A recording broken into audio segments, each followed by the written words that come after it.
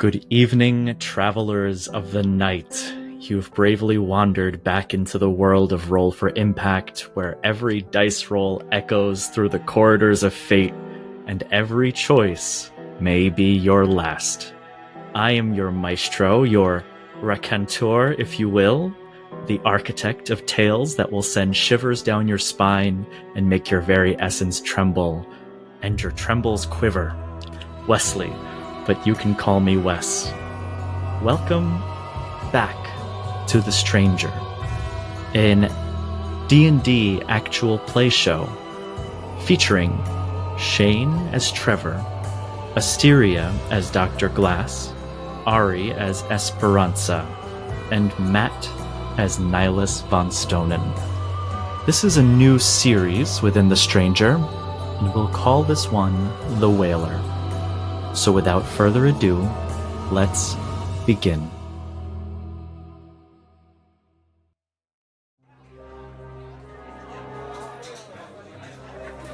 Alright everybody, listen up. We've got a lot of work ahead of us. The Whaler is reopening, and we have 24 hours to take care of 10 years of dust. John, I need you to dust off all the chandeliers in the lobby. They've been gathering dust for years, and we need them sparkling. Sarah, the grand staircase, please. It needs a good polish.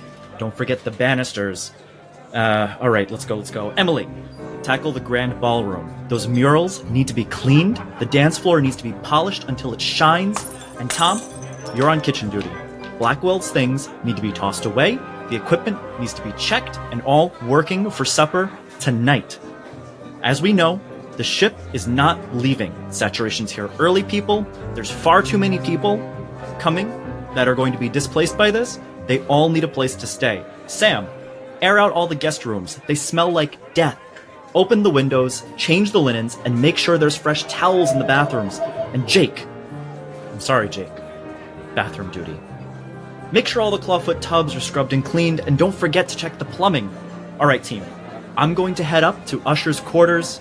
They're the most important room in the hotel. Once you're all done, you all reconvene there. I need it to be perfect. Mary, you're in charge there. Take care that the grand piano is dusted and the nautical map is cleaned carefully. And don't forget to polish out the red stains on the floor. Now, what's all this talk about the 5th floor? I don't frankly understand. We're doing 1 through 3, 4, and then 6? Come on. I'm gonna head over to the 5th floor, check it out, make sure we can get this done. Everybody else, get to work. Somewhere else. Esper, you awake? Yeah, I'm awake. Esper, we're gonna be docked in a few minutes here. You gotta pick up your possessions. We don't have time, we have somewhere to be. Chop chop, come on. Did you find that other doctor that I asked you about the other day? Dr. Neville something or other. You gotta see Dr. Faust first. Look, Esper, it's the rules. I'm here to escort you to that doctor, and whatever happens after that, it's up to him. Yeah. Alright. Esper will slog herself out of the bed that she'd been resting in, pull up her shirt as it been drooping a little bit off her shoulder, look around, grab a pack, the one that held a now mostly diminished storage of soft ether supplies, a few other minuscule things. It's not like they came into here with much. And they'll exit the room. Look immediately up to Augie. I met the one aboard the ship. Glass. Who's that? Oh, old lady. Not too old, but old. She's a doctor. Alright. Is that what you got up to while you were getting noticed by other people on the ship? If there's any place that's good for me to be, it might as well be in the presence of a doctor, am I right? Not your doctor, I'm afraid. Whoever this is.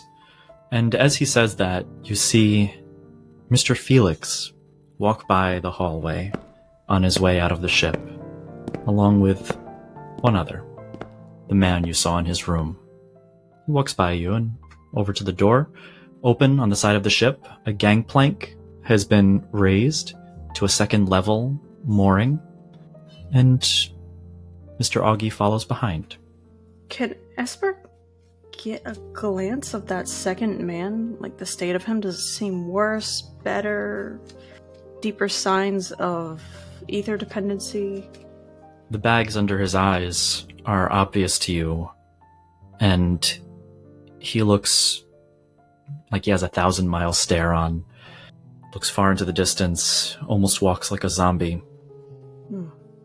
Esper won't say anything about it. She'll just follow Augie. You do so, and as you walk out onto the gangplank, you notice this first-class cabin was stunning, but the building you're walking into, which seems to be only for first-class passengers, is even more so. A lounge, a velvet carpet, a massive wooden bar, an eloquent bartender behind it, and a pathway carved through the city streets that almost looks private, as if you wouldn't even have to intermingle with any of the other common folk to head all the way to the flyover. In the distance, you see a spire coming out of the ground. You know this beyond the walls of the city of Port Hillcrest that you're looking over at this height to be the Citadel. And the flyover, this ornate contraption of modern technology that carries cable cars across long distances to the Citadel and everywhere in between. As you step out onto the gangplank, you also notice the second-class cabin starting to disembark as well. And you follow Mr. Augie and all of the nobles down this pathway. While that's happening, Trevor and Nihilus, there's a knock at the hatch to the room you're in.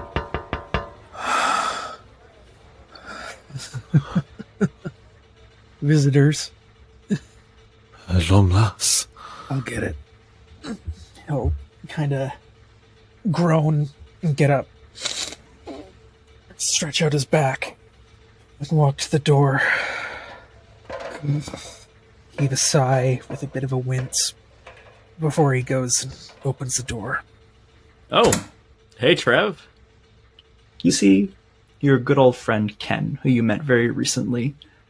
He has a long grin on his face. Got yourself stuck? Would seem so. Yeah. A little stuck is a good word for it. Well, I'm here to collect. He steps back from the stairs, letting you come up from the hatch that you found yourself stuck in for 2 days. Alright. Now let's... we can go. Hi. I'm on my way. Oh, and before Nihilus goes, there's a small drawing written on the floor, which he made last second, of just a couple of words in common of thanks for the good luck. And he proceeds to step out and friends? You two? I mean, sure. Let me out. Seems like an alright guy. But, I hope you don't think I'm rude if I ask what the hell took you so long. Doors just opened, Trev. Look, I work for the boss up top, and we weren't allowed to leave our halls all the way until dock. I'm sure they had their reasons. I ain't got the knowledge to question that, so I'm not gonna. So, I suppose I'll just be thankful that I'm out of there. You say we're... Sorry, time kind of... How long ran has it been? together. Let's see, you followed down the captain's assistant about a day and a half ago, maybe a little bit more. We made good time back to shore, and that's really because of you. Power was diverted to the engines, when the air system was working alright, and we made quick work of the rest of the trip. A lot of people are singing your praises. I made sure they knew the name Trevor. And, Great. sorry, I didn't know yours, but I didn't even realize you got help, Trev. Well, I mean, I wasn't gonna, do all the technical stuff myself. Couldn't have done it without. Took the words right out of my mouth. Was a close call. I'm glad we did so together, Trevor. Although I have a massive headache right now. And please, dear Sir... Ken. Oh, Yes. yes, Ken. Sir Ken, please allow us a moment of comfortability. Have we arrived? Are we free to leave the ship? Of course, you have accommodations waiting for you, compliments of the captain and all of the crew. Because of everybody's disruption to their trip and plans, the fact that everybody's going to be staying here for many months more than expected, they've reopened the Whaler. If you don't know it, it's an old hotel that closed down years ago when travel kind of stopped happening. All that just for little old us, eh? Yeah. I'm not familiar with the place itself, although I was told indeed there would be accommodation waiting for me. I would love to find that out.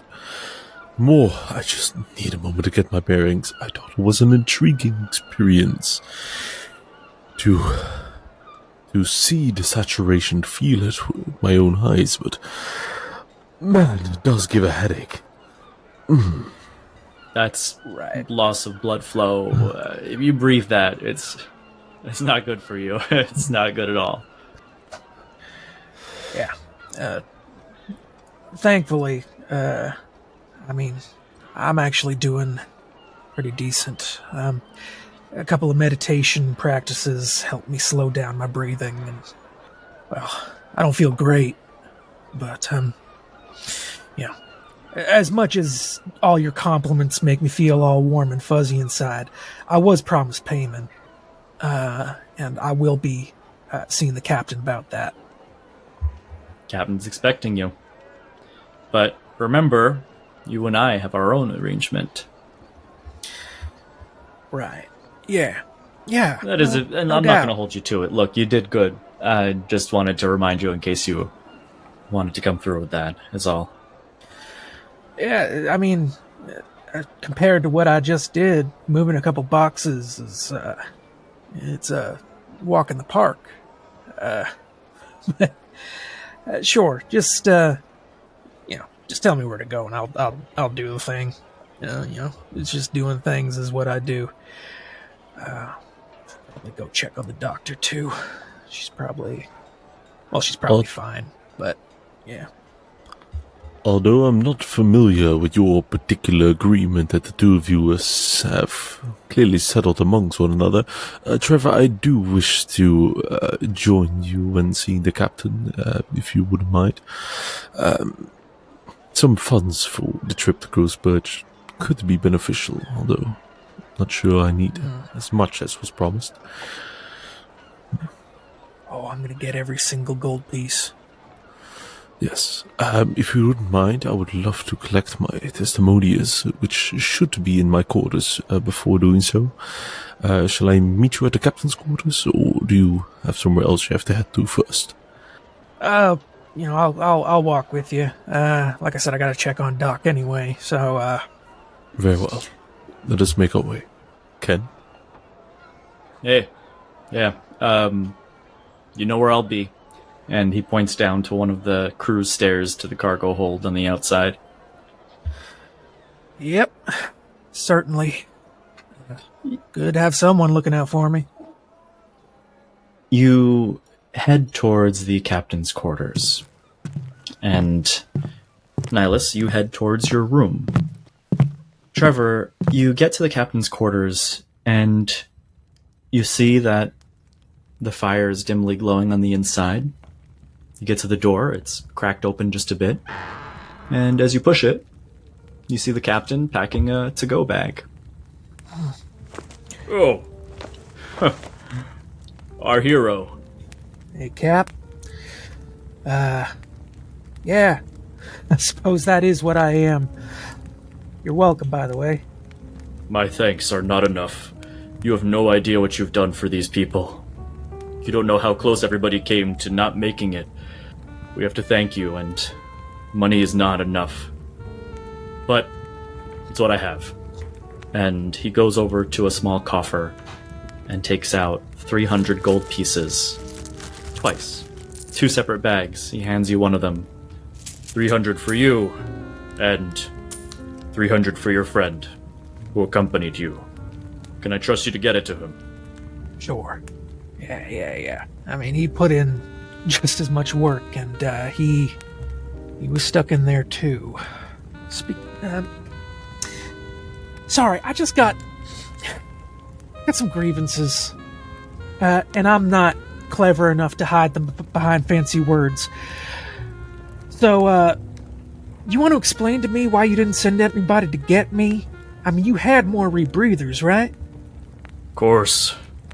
I wish I could have, but every one of our crew is critical in our travels, and you wouldn't be the first one to have gotten stuck in the air room. It was only a couple days. I ain't critical? And you were gonna make it. You were gonna make it. So we didn't risk any more lives going out there in the saturation. And you see he's almost pained to say it. You see the distraught nature on his face. I would have preferred to make a better decision on that, but it wasn't only up to me. It could have only been me. Only I had the fortitude to open a door. You had to save your friends, right? Your diligent employees. That's why you sent me out with shit that don't work. Holes in the rebreathing tubes, and luckily there was a very nice message saying that if I was reading this, I was stuck and just get myself nice and comfortable. Luckily, I was fine, like you said. But, Wait a minute. I I was under the impression that you volunteered. Mr. Aaron had spoken up to say that you wanted to do this, to help everybody on the ship. I did this because they said I was the only one who could. Is this something about Mr. Gray? Todd Gray, first class cabin, notable passenger, traveling with Mr. Royce and Mr. Sam Thompson. No, you were recommended by my second, Aaron Van Thorn. I don't know if Trevor makes the connection there. Just goes, well, the orders came from up top. I guess you're free of responsibility. And I don't mean to vent to you. It feels a little ramshackle, a little disorganized.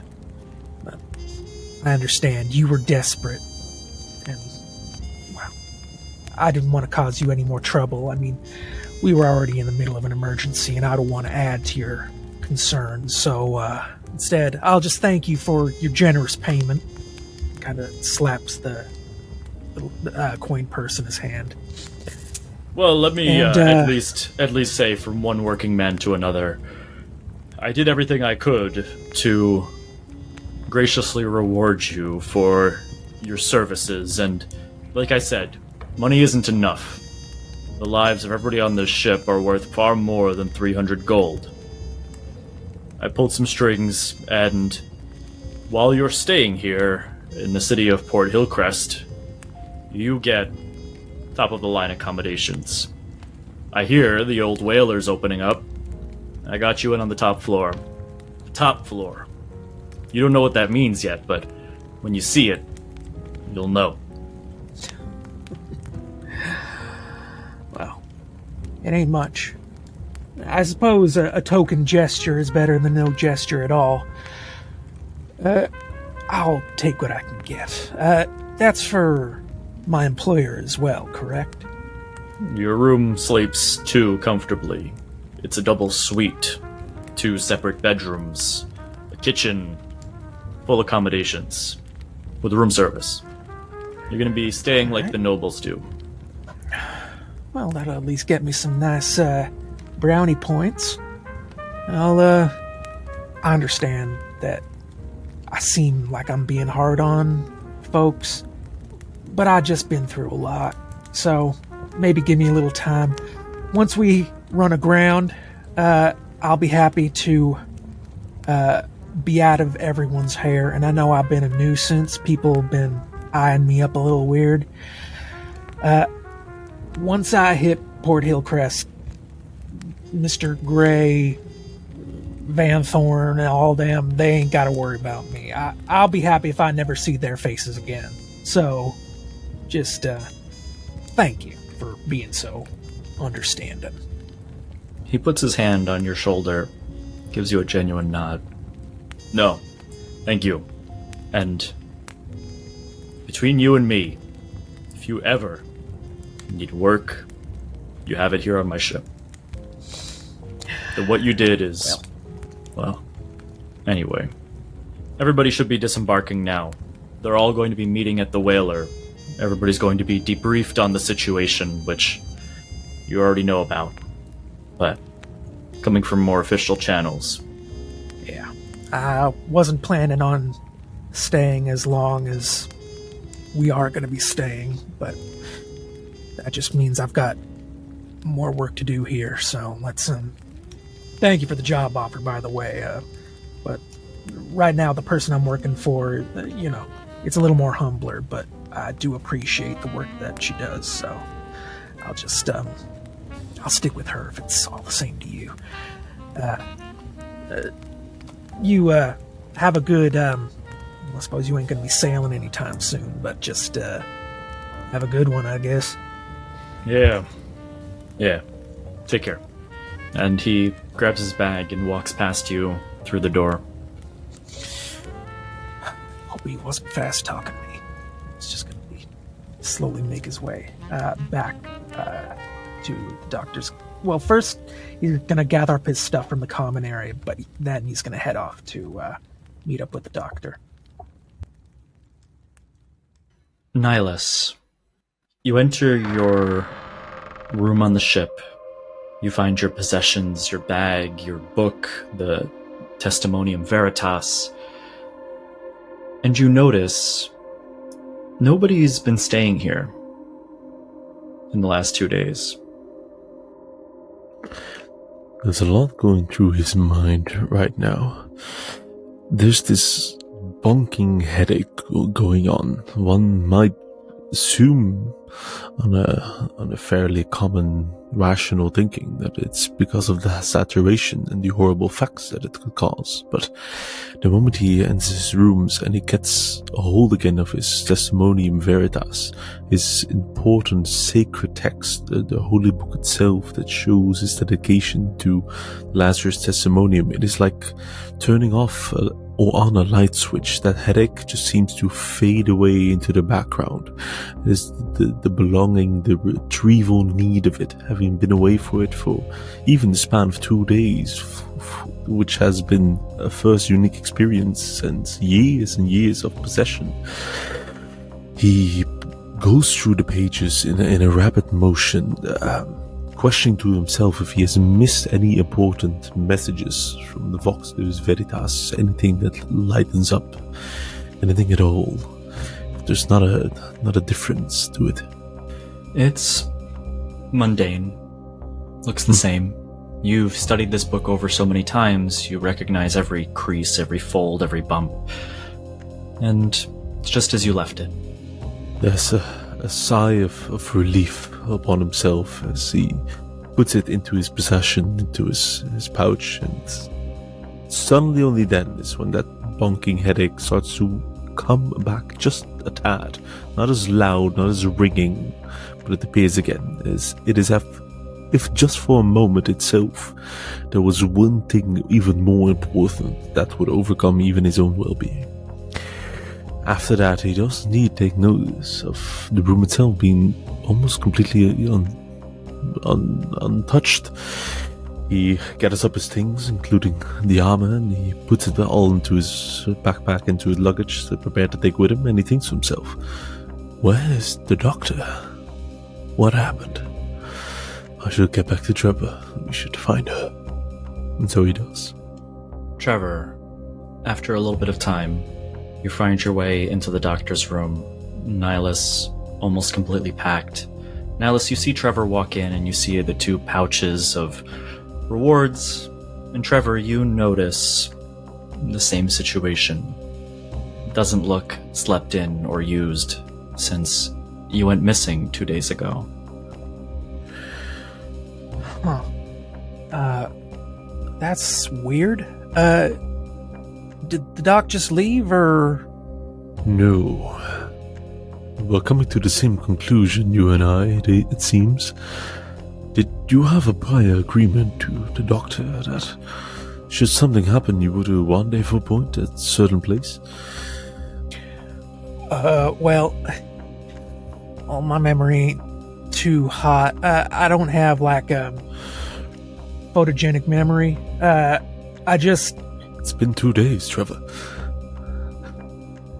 Well, I mean, yeah, I was supposed to be with her the whole trip. We were supposed to have, the same room. I weren't supposed to be in the common area, so, I was supposed to be like a shadow, right behind her. So there weren't going to be no reason for us to rendezvous. I understand, Trevor. Just like a sudden eclipse, suddenly the shadows overtake the path of which you have planned beforehand. We knew that Esper was staying on another part of the ship. Perhaps the doctor stayed with Esper to care for her. Everyone's already getting off the ship. Perhaps it is better if we clear some air, try to find them, and maybe even get the doctor's luggage. Because it's definitely not in this room. Right. No, that was the whole reason I was down in the cargo hold anyway, was to get her luggage, so... Right. Maybe you go check Esper's. Yeah. Go check their room. I'll go check Very cargo well. hold. I just need a moment to finish packing. Was everything alright with the captain? Yeah. I laid it on a little thick, but you seemed a little overwhelmed. By the way, here, I'm just gonna kind of toss a coin purse over to you. That's your He half. catches this. He weighs it a bit, and with a carefree hand, he goes into it without looking, so it's almost as if his hands himself are that familiar with the currency. And he pulls out 100 gold pieces out of it, and he offers it, and almost indirectly already puts it into your pouch and says, I have no need for such a large amount, and I know partially what awaits you on the island. I think you have better use of this than I do, my friend. Cool, thanks. He's just gonna close the coin purse. Sorry, I'm not gonna look a gift horse in the mouth, so if you're giving me more money, then hell yeah. Thanks, man. You're a cool guy. Sorry that I blew up at you in the beginning. It's quite alright. I think we've had plenty of time to make up for it. Right. There's a lot on my mind. I have a lot of questions, and I cannot seek any answers on this ship. I wish to leave. Yeah. I gotta go find the doc and her luggage, so Alright. if I can get both of them, win-win. But I'll catch you on the flip-flop. Catch you on the flip-flop. Later. I will, at a later... I will... Midday. Yes, we will rendezvous And at a later date, we will meet again, presumably. I'm gonna go. There's a slight smile on Nihilus' face. You head down towards the cargo hold. And as you get down there, you see it's open. Daylight is in there as there's massive hatch kind of is on the dock itself. And you see it's being unloaded relatively quickly too. And as you head down there, you notice something interesting. The people there working, they're all carrying pins on their lapel. You recognize these pins. Almost all of the dock workers that are unloading clearly belong to House Gaspard, the house that was from your hometown, the house of your father-in-law. Yeah. As he kind of enters in, he kind of acts like he belongs. Just sort of maneuvering through the workers. Goes like, "Hey, how you doing, Howdy?" Hey. He's just going to make his way and start moving boxes along with them. Just like, I got word from Ken that y'all needed these boxes fixed. I'm moving them for him. I think he's got a bad back or something. You mind if I help out a little bit? You see Ken from the other side kind of raise his hand over one of the boxes. Trev, over here! Oh, gotcha.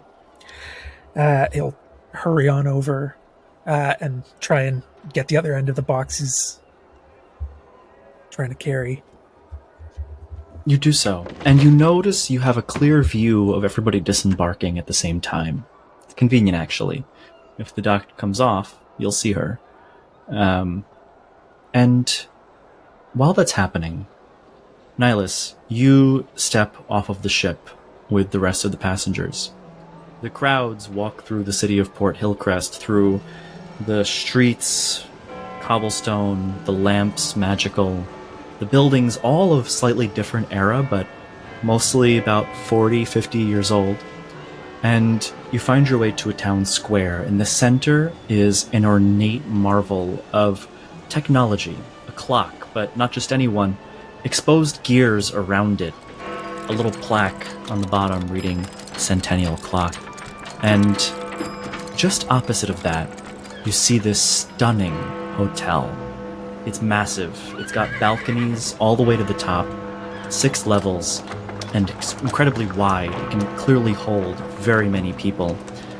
And you see it is stifled with travelers and workers as this hotel is being brought back up to speed after years of not being used.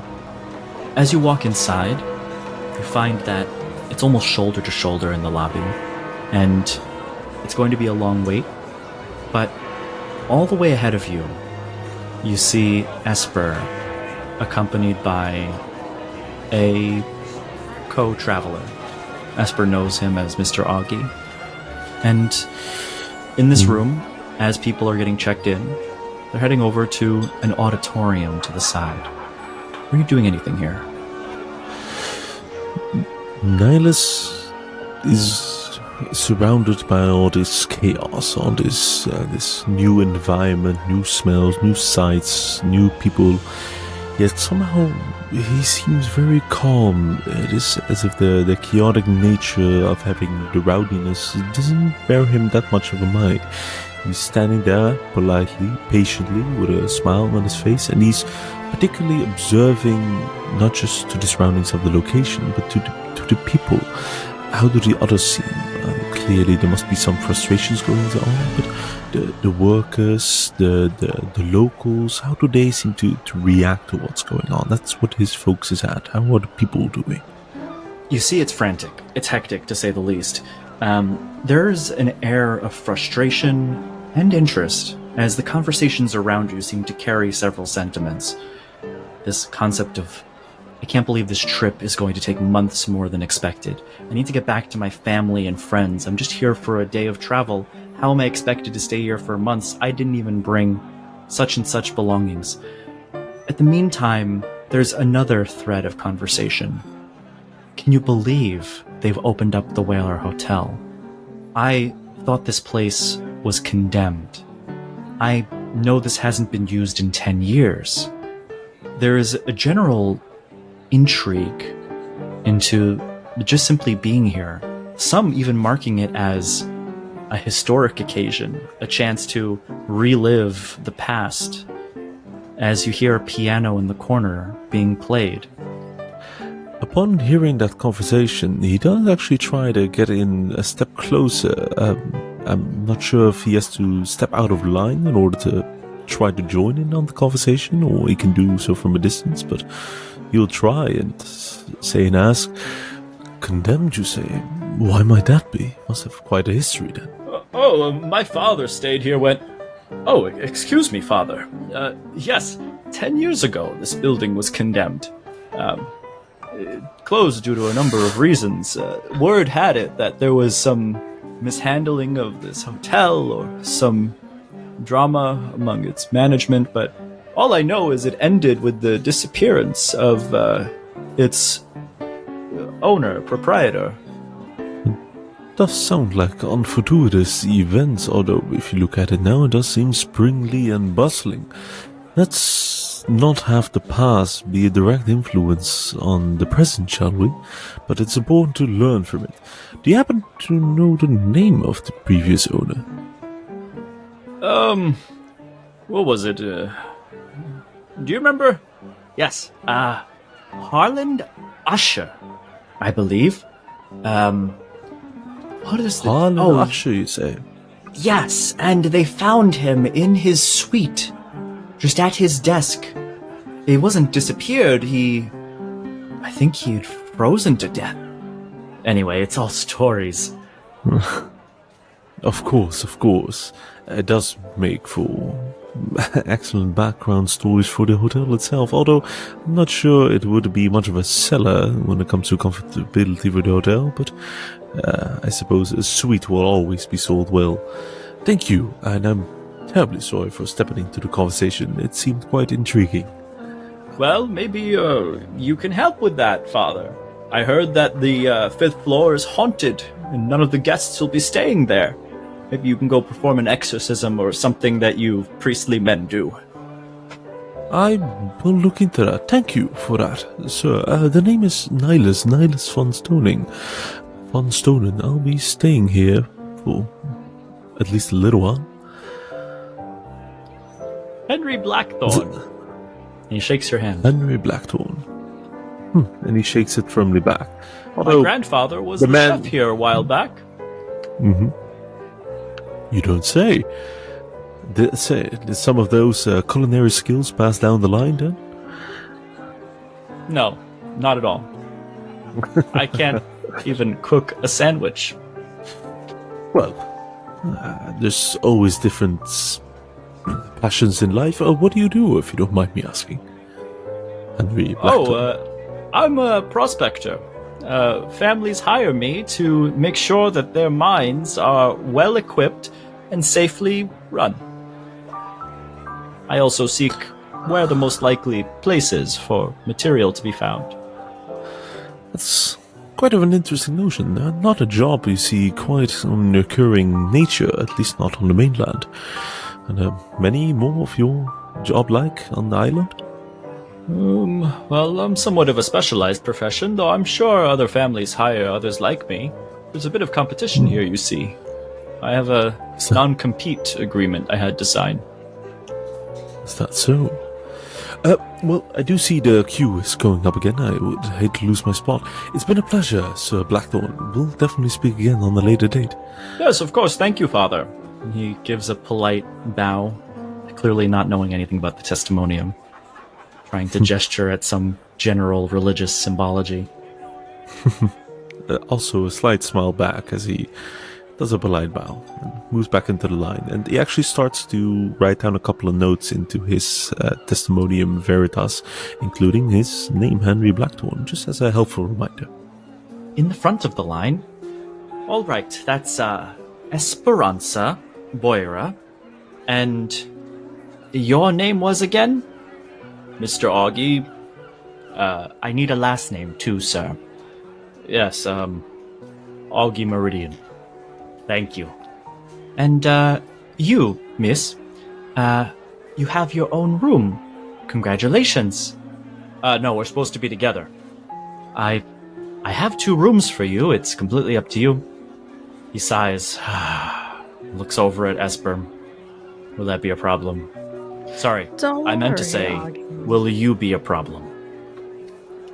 I will be a peach. Great. I don't mind having my own room, actually. Sign us up. Yes. 101 and 102 for the 2 of you. Right next door. There's actually a door in between the 2, so... Look at that! You can still keep tabs on me. Great. Oh, right.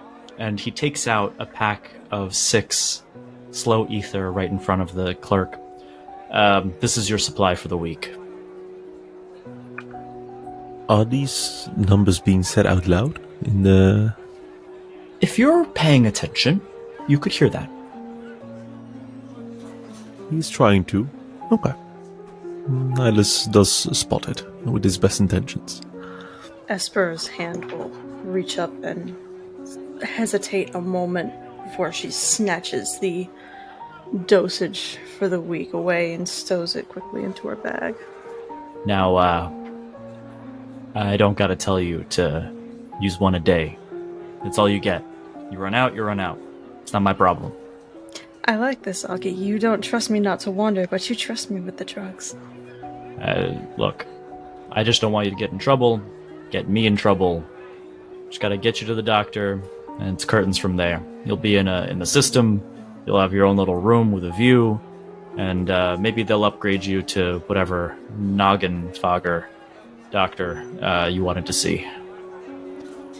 Do you know what my favorite time that we spend together is, Augie? It's What would when that you're be? not talking. He puffs his chest for a moment. I'll be in my room. And he turns and walks.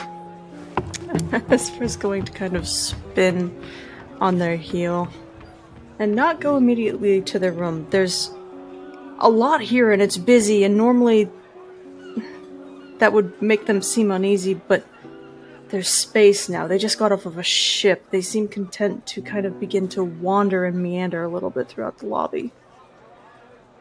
And as you do so, we'll go somewhere else. At the bottom of the ship, it's been about an hour of unloading crates, and it has moved efficiently. Almost every single crate is off of the ship now, and as you step out, you look upon the city of Port Hillcrest. You're on the docks, and it is a surprisingly picturesque city. Stunning, even. Despite some age being clearly visible on the houses, you see they're well maintained.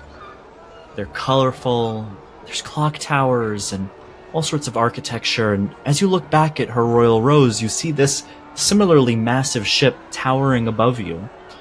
And as you look up, your eyes meet with Dr. Glass, who looks down at the water below, where you see her luggage floating.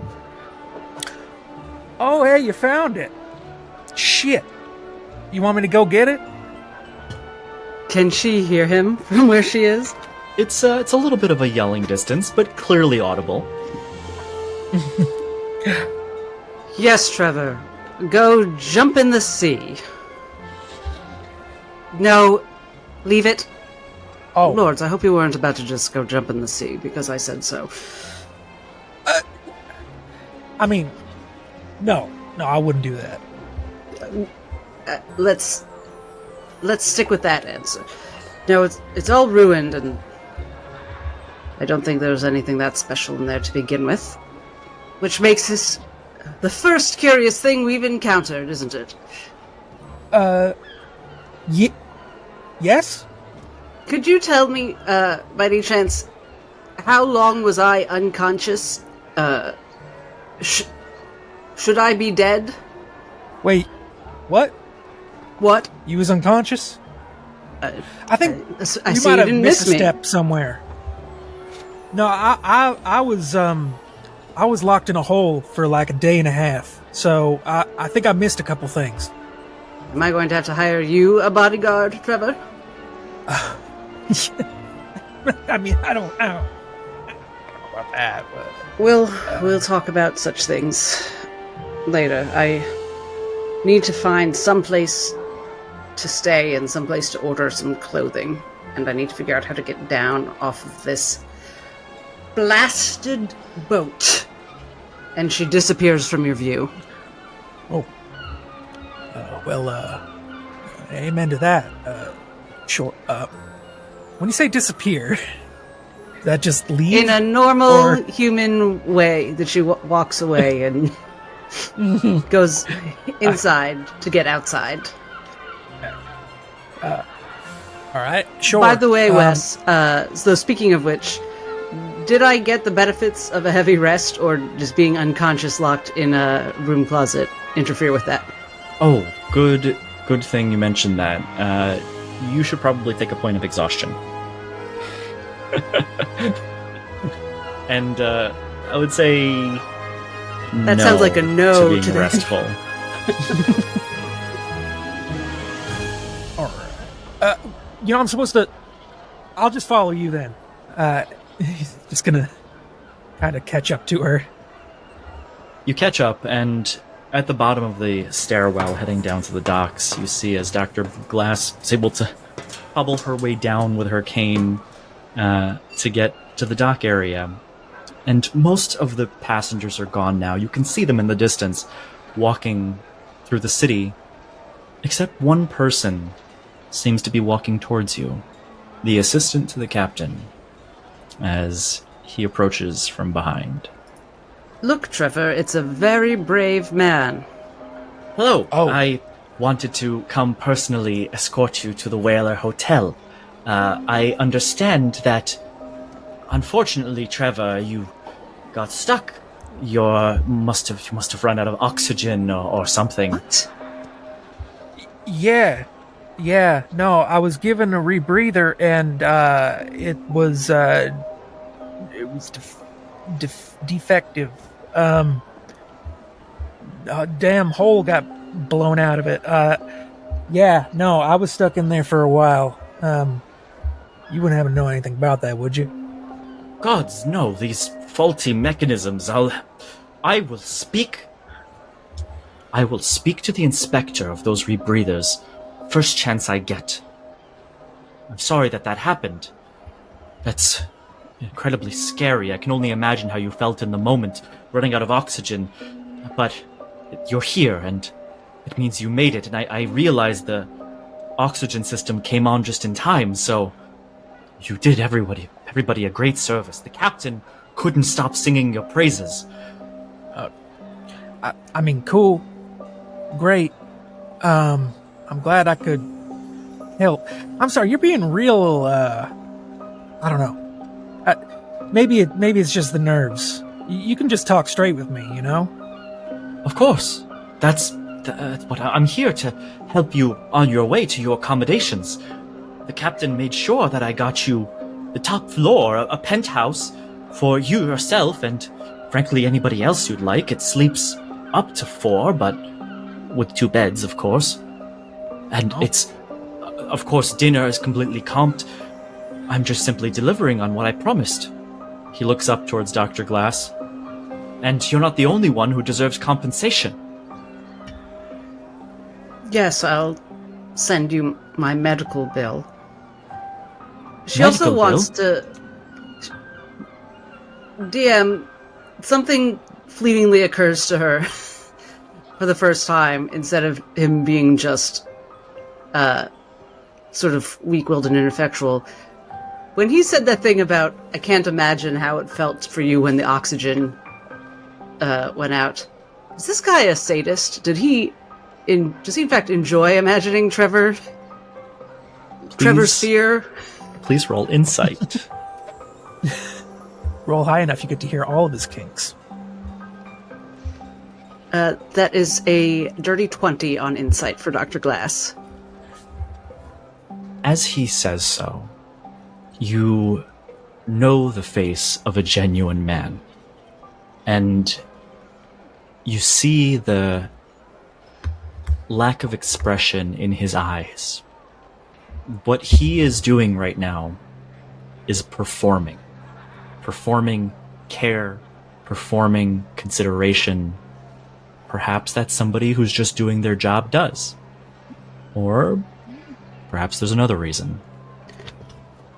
Perhaps, for example, he literally can't imagine how Trevor felt because he has trouble imagining how other people feel because he lacks empathy.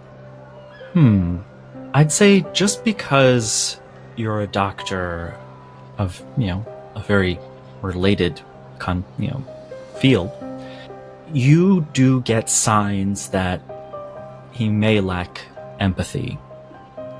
So she's gonna file that away. Right. I can't remember. Was Trevor there when the information was gleaned that Todd Gray was affiliated with House Van Thorn? I think Dr. Glass told you. We discussed it. Dr. Glass said something like, "Be very." Yeah, Nihilus was there. Be very careful with. And because Nihilus was warned about the Van Thorns as well. Correct. It was spoken directly to Trevor when being told about his fate when he would arrive at Rosebridge. Yeah, I don't know if Trevor would know that this guy, he heard from the captain that his second command was Aaron Van Thorn, and that this guy is now talking to him, but I don't think he would connect the dots that this guy might be Aaron Van Thorn. It's a short walk over to the Whaler. I could ensure that you get there comfortably and safely to check into your room. I've already gone ahead and checked you in myself over the shortwave communication, so you'll skip the line and everything. Hopefully it's everything that you need to accept our apology for what was a very inconvenient trip. Doctor, I suppose I should kind of get you up to speed. Apparently you went through quite a bit. Yes, and I could use a rest, so let's you and I go along our way. Of course. Now, I will be available to you and all of the passengers for the time to help with the displacement. I'll be taking up a room at the Whaler. If you need me, I'm in room 305. The Whaler. That's so interesting. I remember I did visit the Whaler when I was young. Wasn't it closed? Yes, 10 years it's been closed. Not anymore, though. Ever since word came that so many people would be displaced, housing was necessary, and so they brought back the original staff, at least as many as could be found. I'm intimately familiar with the operation. There's Margaret Crane, the housekeeper, who I believe is now the maître d', Beatrice Thorne, the cleaner, who else? Mr. Smythe, bellboy, but I don't know what position they've given him. They've all been gone for a while, taking on different jobs on the island. In fact, the entire hotel has undergone a transformation in the last 24 hours. Some of it's still underway. For example, the ballroom won't be prepared for days, but it will be soon. Well, I remember it being quite large. Wait. Is everyone from the Royal Rose? Every passenger is staying there?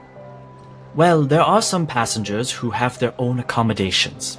These are only those who are displaced due to this inconvenient timing of the saturation. And also some, like myself, who are there to assist. Of course. One more question for you, Wes. Dr. Glass had heard about Felix having a going away party on this island. Did she learn anything more about that? For, where and when? 3 days' time from today. It's located, to your knowledge, in the Citadel. And to get there is no easy feat unless you have a special reason to be there. So in 3 days, you would have to secure your travel and permitting and everything else that might be required. Well, she presumably has. Well, she's going to send a message to Dr. Singer as soon as possible anyway.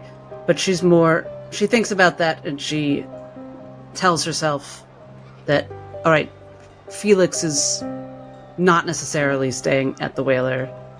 She's probably not going to run into him in the hallways. He probably already has a place in the Citadel. Yeah. And so that's good. And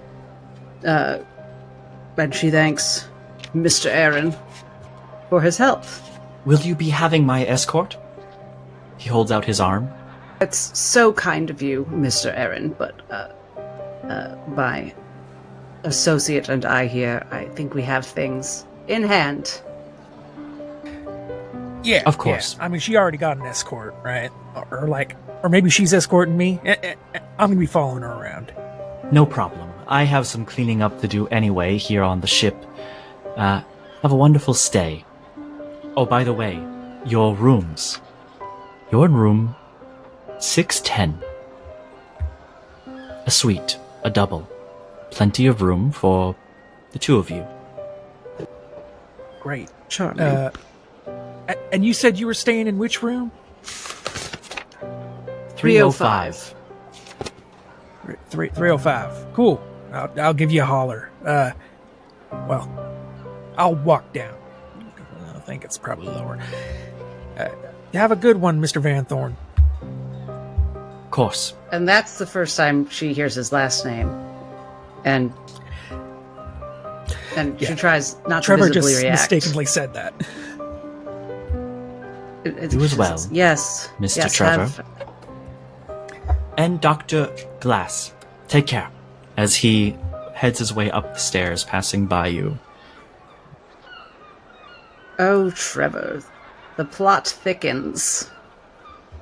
Yeah, I think he probably knows about the thing with Mr. Gray.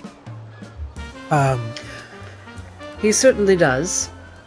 And He was the one that sent me down there with the shit equipment. I think all in all, you might be lucky that you got stuck.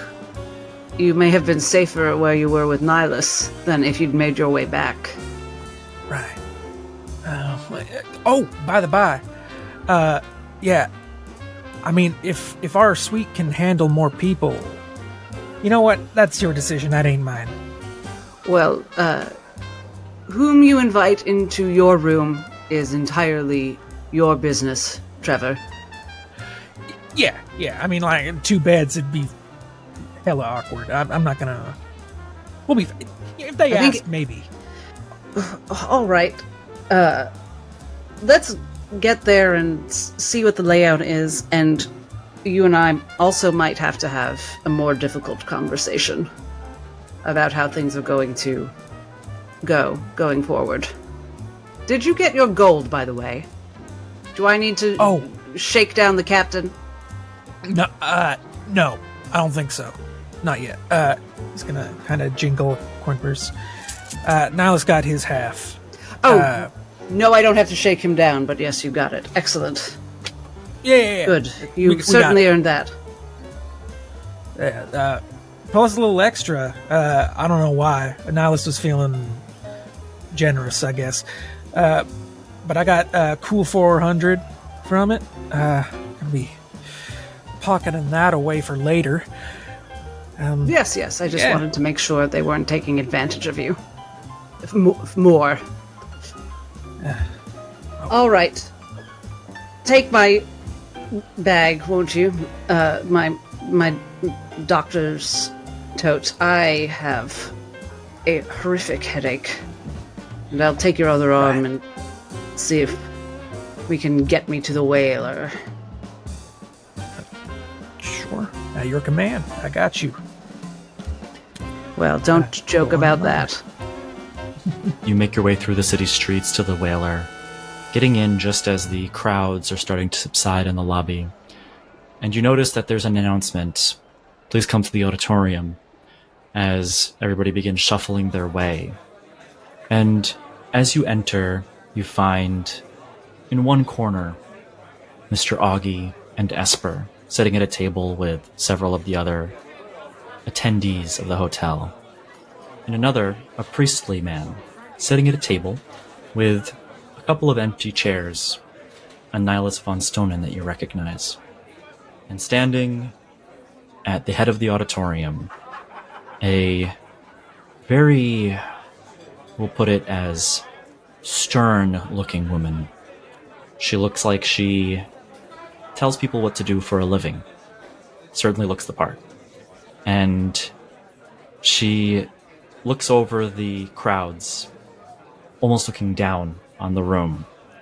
And she begins, "All of you here today are here because you were displaced by the saturation, an unfortunate weather event that has caused you to regrettably enjoy our wonderful city for months to come.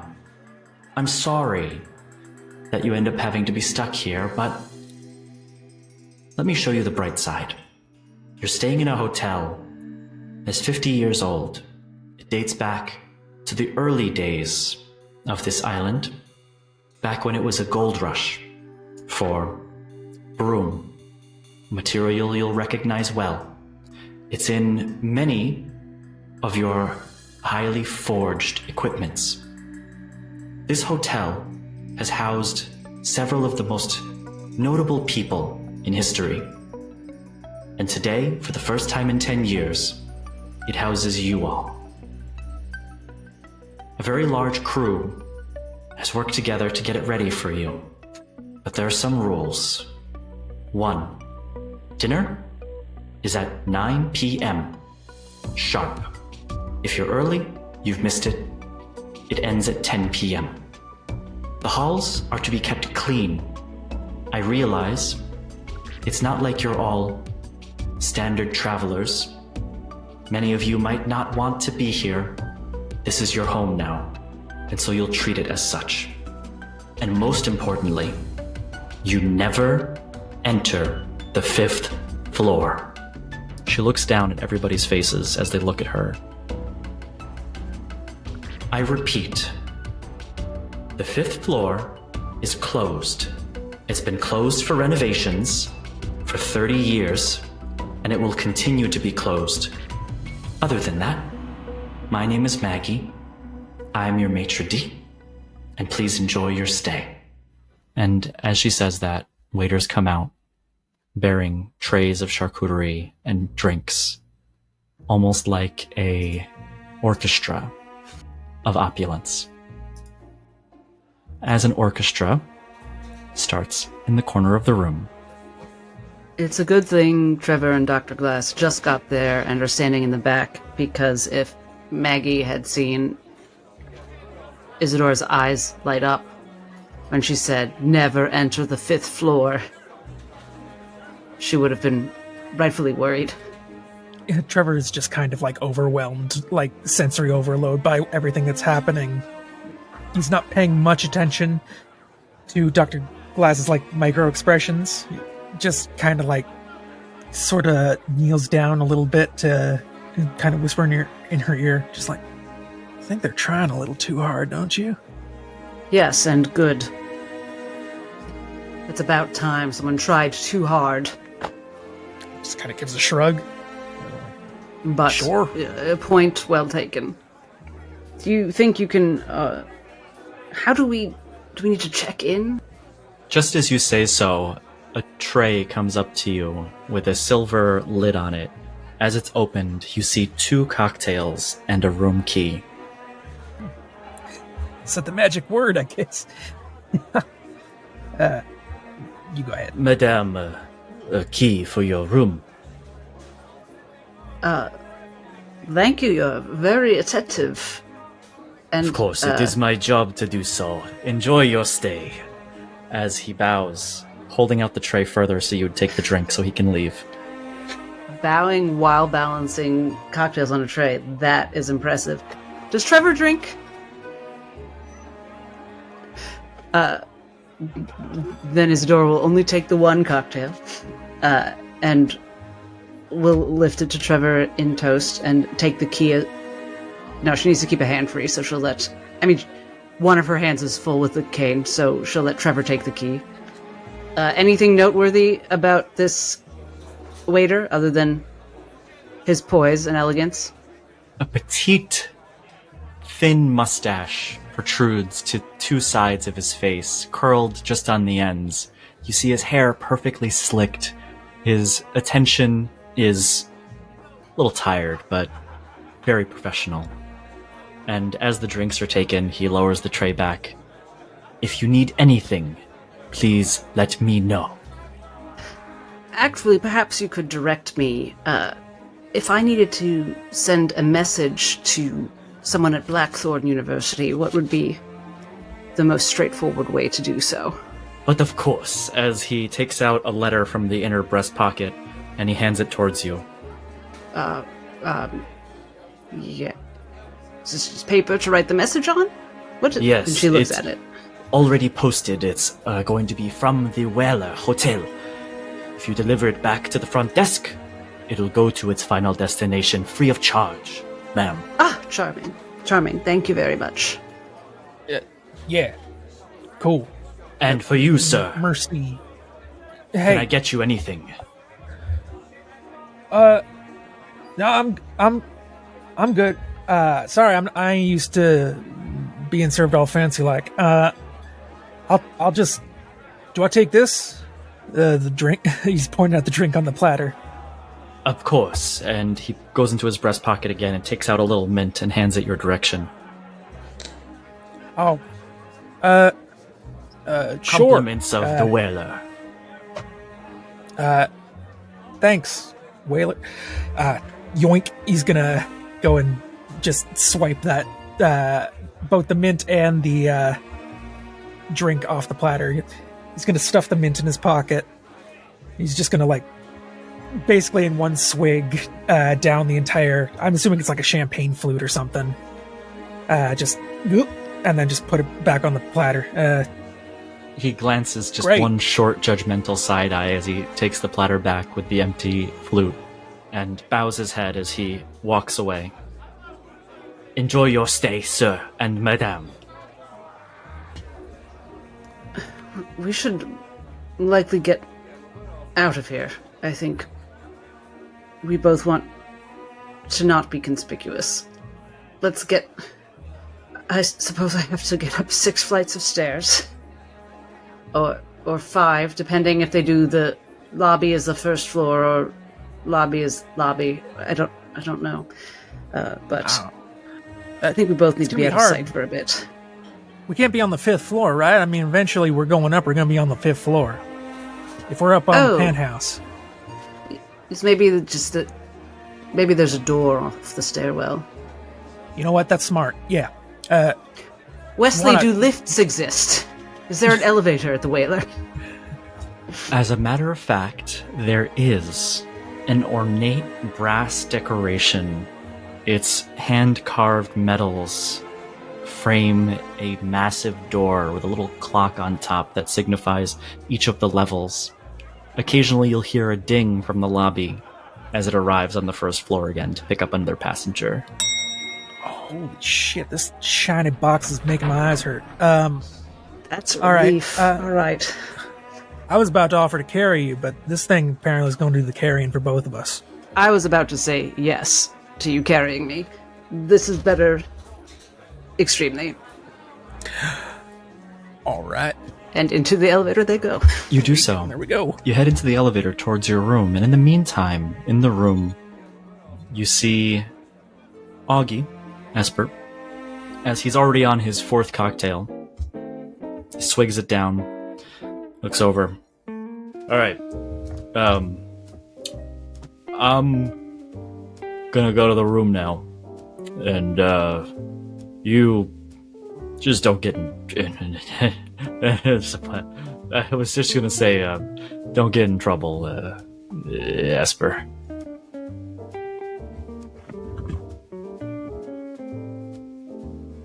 Maybe a nap will help. Mind my own, your business. Yep. Goodbye, Augie. He stands, pushing his chair out, swaying from side to side a little bit, and he stumbles away. I said, don't get in trouble. Turns around, almost making a fool of himself, pointing at you. No trouble. Esper just kind of like puts on one of those smiles. It's like kind of like the fuck you smile, but also doing nothing to necessarily bring attention about it. You look around the room and you see there's a little bit of a meet and greet cocktail situation. Nihilus is still at his table and is on the other side. And you see as the maitre d' also sits politely on the edge of the stage, reading through some of her notes, being available, generally. Has Esper clocked Dr. Glass? She did, and you see her just walking out of the auditorium here as you notice her. During the entire presentation, I think Esper looked that way a little too much. Someone might have clocked her, possibly staring. At the point where Esper realizes that Dr. Glass is leaving the room, she's going to hop off of her chair and kind of weave her way through people quite rapidly to try and catch up. And eventually, if Esper can get to her... Dr. Glass, just as you're walking into this beautiful metal box, Esper runs in just behind you. Oh. You made it. There you are. Hey. Hi, big man. You made it. Hey, little one. She's gonna do a quick... Is there, like, a lift attendant or anything? He looks down at you with a little towel over his arm, propped in front of his chest, and you see a number of buttons to his left. And what floor will it be for you fine travelers this evening? And he gives a little toothy grin, trying to get, this is his show. This is the one thing he does all day. 6 for us, dear. 6, of course. Presses the button on the 6th floor, and the doors slowly begin to close until they shut, and the elevator begins running. When the elevator moves, Trevor's hands instinctively go to his sides, like, holy shit, I didn't expect that to happen. Yeah, Esper gives a wobble. Oh, fancy. Esper, right? Yes. You got a room here? Yes. Also on the 6th floor? No. Yeah, I suppose that was kind of reserved for... We kind of got the special treatment because I got myself locked in a hole for a day. It locked you in a hole? I mean, it weren't no hole. There was like a door, and like a... But there was a hole in the room that we went into. Me and the preacher guy, Nihilus, had a little talk. I mean, it wasn't like I didn't have no company. Well, at least you had company when you were locked in a room. Oh, yeah. Well, how'd that thing go with the sex pest, the guy tied up? There's so much we have to discuss. And she looks at Esper and says, I'm not really one to shoot from the hip this way. Oh, sorry, yeah, I'm speaking out of I'm speaking out of turn. I didn't... Your floor. I'm sorry. As the doors open. We went up? Yes, you have arrived. The 6th floor for our noble habitants. There's nobility staying on this floor? Well, let me not cast judgment on an entire social class, but These are the most expensive rooms, typically far out of reach of the common traveler. Of course. Perfect. Thank you so much. Of course. And If she you need steps off. anything, I am your private attendant. To this floor, I'll be Oh. happy to help you with quite anything. Enjoy your stay. Oh, Dr. and what's Glass. your name? And what's your name, dear new friend? Victor Cardone. Mr. Cardone, I will need... My luggage was lost, so I will need to order some clothes. And what time is it now? I know There's dinner's really very already late. a full set of clothing in your room in the dressers in your size. That is convenient and very creepy. Thank you. My pleasure. Is there anything else that we can do here at the Whaler to make your stay even more comfortable? Everything else I wanted to say has completely fled my mind. Well, if you remember, After the clothing I'll be thing. here. Yes. Thank you, Victor. Trevor, enjoy your stay. And I'm sorry, I don't know your name. You must not be staying on the 6th floor, but you are allowed guests, so please enjoy. Yeah, I'll let them talk. But he kind of tips in an invisible hat. If you want to stay in our, I mean, it seems like we got a bit of catching up to do. If you ever want to hang out, we're just in this here room. Yes. Well, there you go. Is he saying that to Esper or to Victor? I was talking to Esper. Victor forlongingly looks down the hallway. Speaking of tipping, she does tip Victor. Oh, Thank you very much, madame. yes. And she's gone into the room. Discombobulated, but not too discombobulated that she doesn't tip. As you enter the room, you see it's ornate. The floors are tile, each one alternating with a golden color. There's statues and a fountain in the center that spew a little water from its mouth into the basin. There's 2 massive doors, probably 10 feet tall each, that lead into 2 separate rooms that are equally well equipped with running water, with each a private bathroom, and for yours, Dr. Glass, clothing. All fairly expensive looking. Well, lovely. I just wonder who arranged it. But I am going to change immediately. Give me a moment, Trevor. You hear the cane clack faster than you've ever heard it clack as she goes into her room and slams the door shut and gets into some clean clothes. I might take a look around too. I don't know if they got clothes for me. Usually it's a son of a bitch to shop for clothes in my size. You're telling me. Yeah.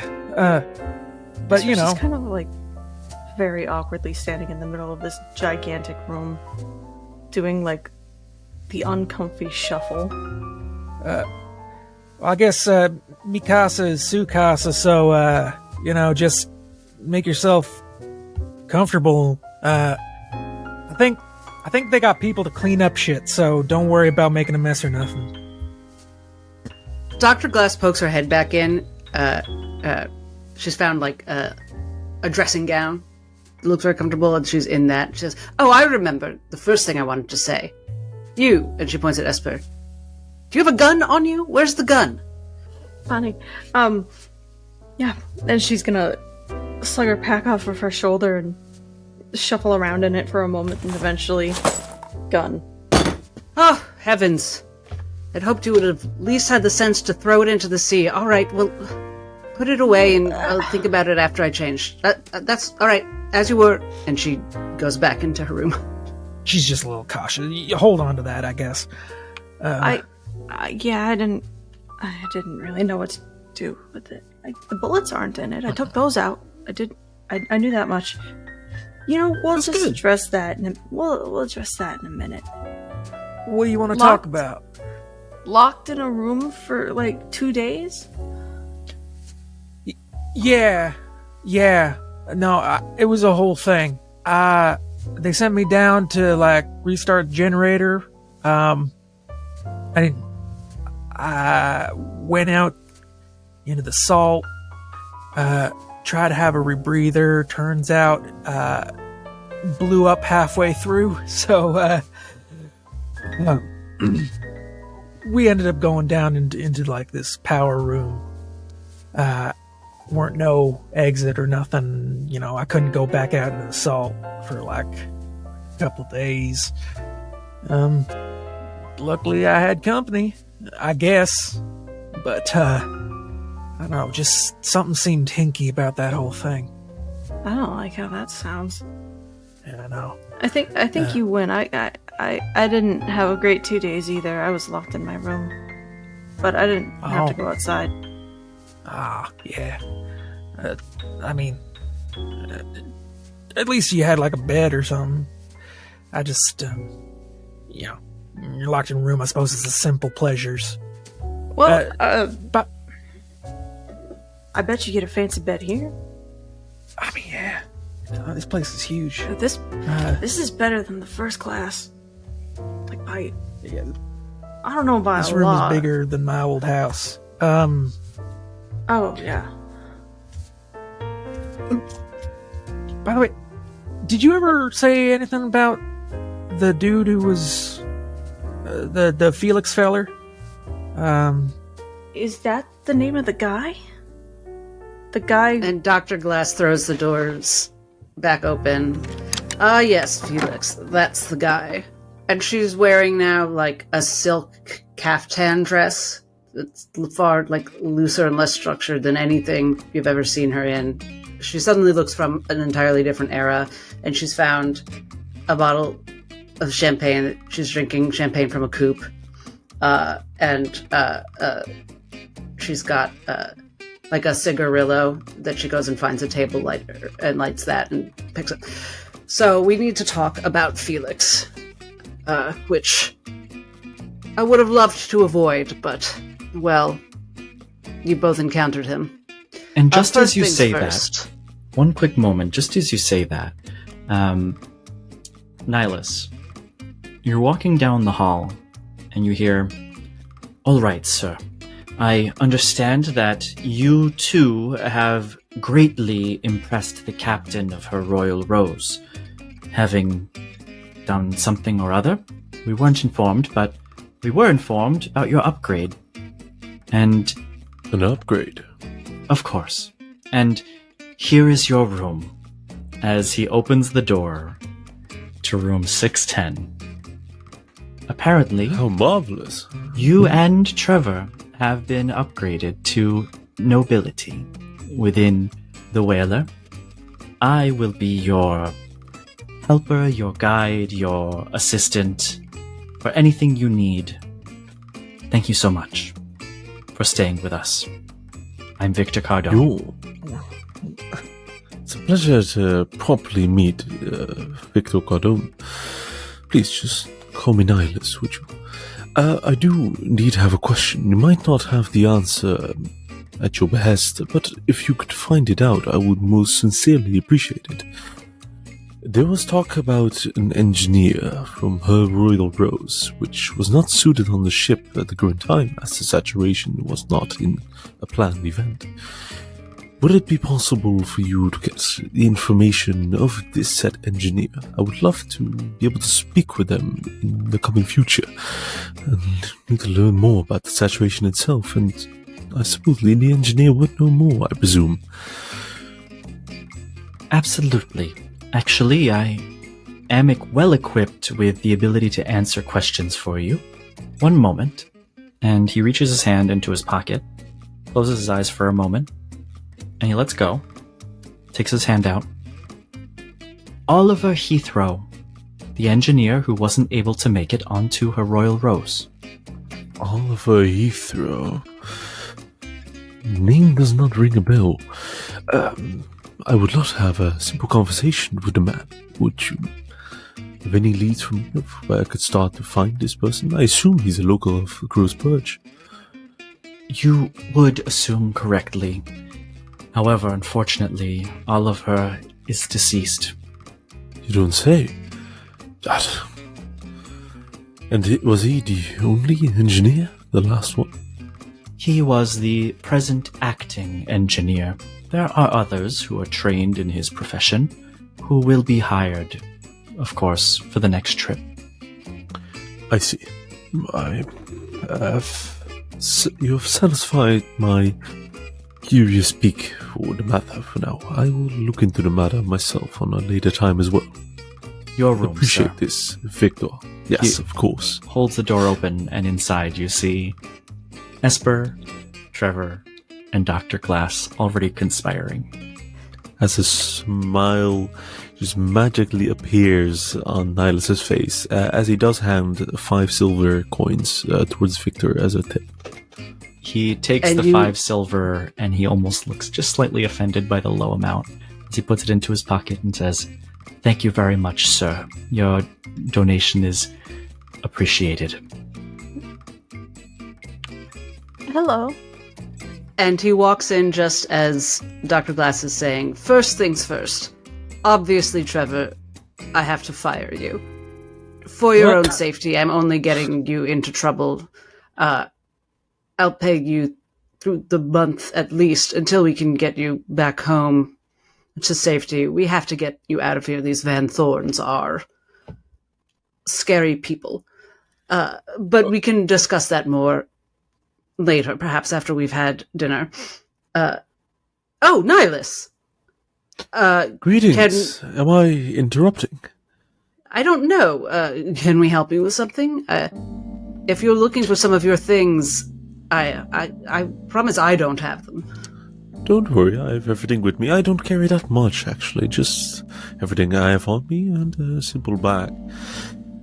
Which you know the contents of, I'm pretty sure of. It seems I have been upgraded for my deeds that Trevor and I have done so together. I was pointed towards this room. You mean this floor? Well, I suppose it's one and the same, yes. No. All right. Why, what brings you here? I suppose, Trevor, you would have the same accommodation? So we would be sharing this floor then? Yeah. No, I'm sorry. I'm just kind of thrown back by the previous conversation. But yeah, no, this is our room too, I guess. It's like, well, it's like one big sleepover. Kind of. I'm the guest. I didn't get upgraded. But, you know, On the if it's okay mezzanine with you, floor, I'm gonna come and right, hang Esper? out. I'm sorry? You were positioned on the mezzanine floor? What's I a heard correctly? mezzanine? Oh, it's the middle floor between and its installed ceiling is usually between the first floor and Why the fuck the don't you just say ground middle floor. then? I think I do apologize. The middle floor. I think I'm on, I don't know, wherever 101 and 102 are. Right. But, you know, Augie can have all of that room to himself, if I'm honest. I need more champagne. Who wants champagne?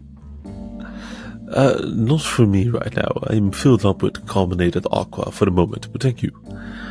Your conversation's interrupted with a hammering down below in the floor below you, and it seems to continue. And Dr. Glass perks up. She's, hush, everyone. That's noise from the mysterious 5th floor that they've been renovating for 30 years. Wait, I have an idea. And she hurries to her bag and gets out her echo light and pops it out and turns it on to try to better hear what's going on below. She says to the others, "I feel horrible. My head is already pounding and the hammer's not helping, so do me all a favor and lend me your ears and let's all try and see if we hear anything interesting, shall we?" I thought you just said I was fired. I said I'm going to fire you. Okay, cool. And he's gonna get down on the floor. You said we're buddies. Yeah, I kind of. I mean, I know you think I'm some kind of monster, but I hope you can at least listen to the hammering for me. Nah, you're not a monster. You're just a little, Yeah, I'll just do the thing. Get down. Although it is quite fun to listen to hammering, I would like to unpack first. And explore a bit of the city, actually, in fact. All right. Well, don't ask me for any favors, then. And Dr. Glass tries to see if she can hear anything interesting through the echo light. Roll perception with advantage. But disadvantage because I have a level of exhaustion, so it's flat. Trevor also has his, basically has gone down. Supine is just like keeping his ear, whether or not that counts as assistance for his own one. check.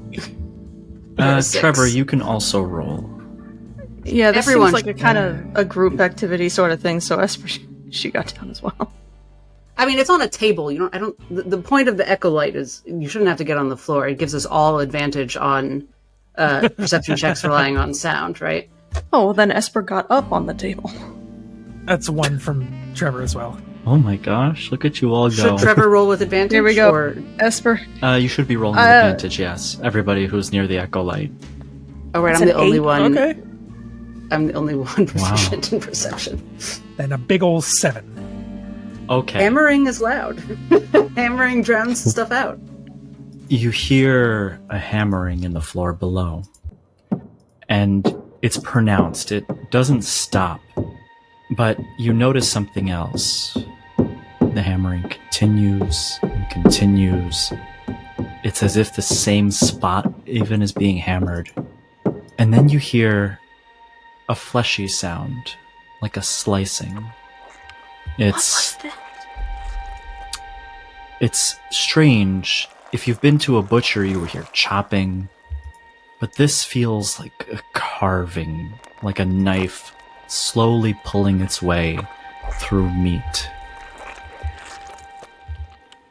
There is a story of emotions going across Esper's face, mostly done by the eyebrows as this sound pops up.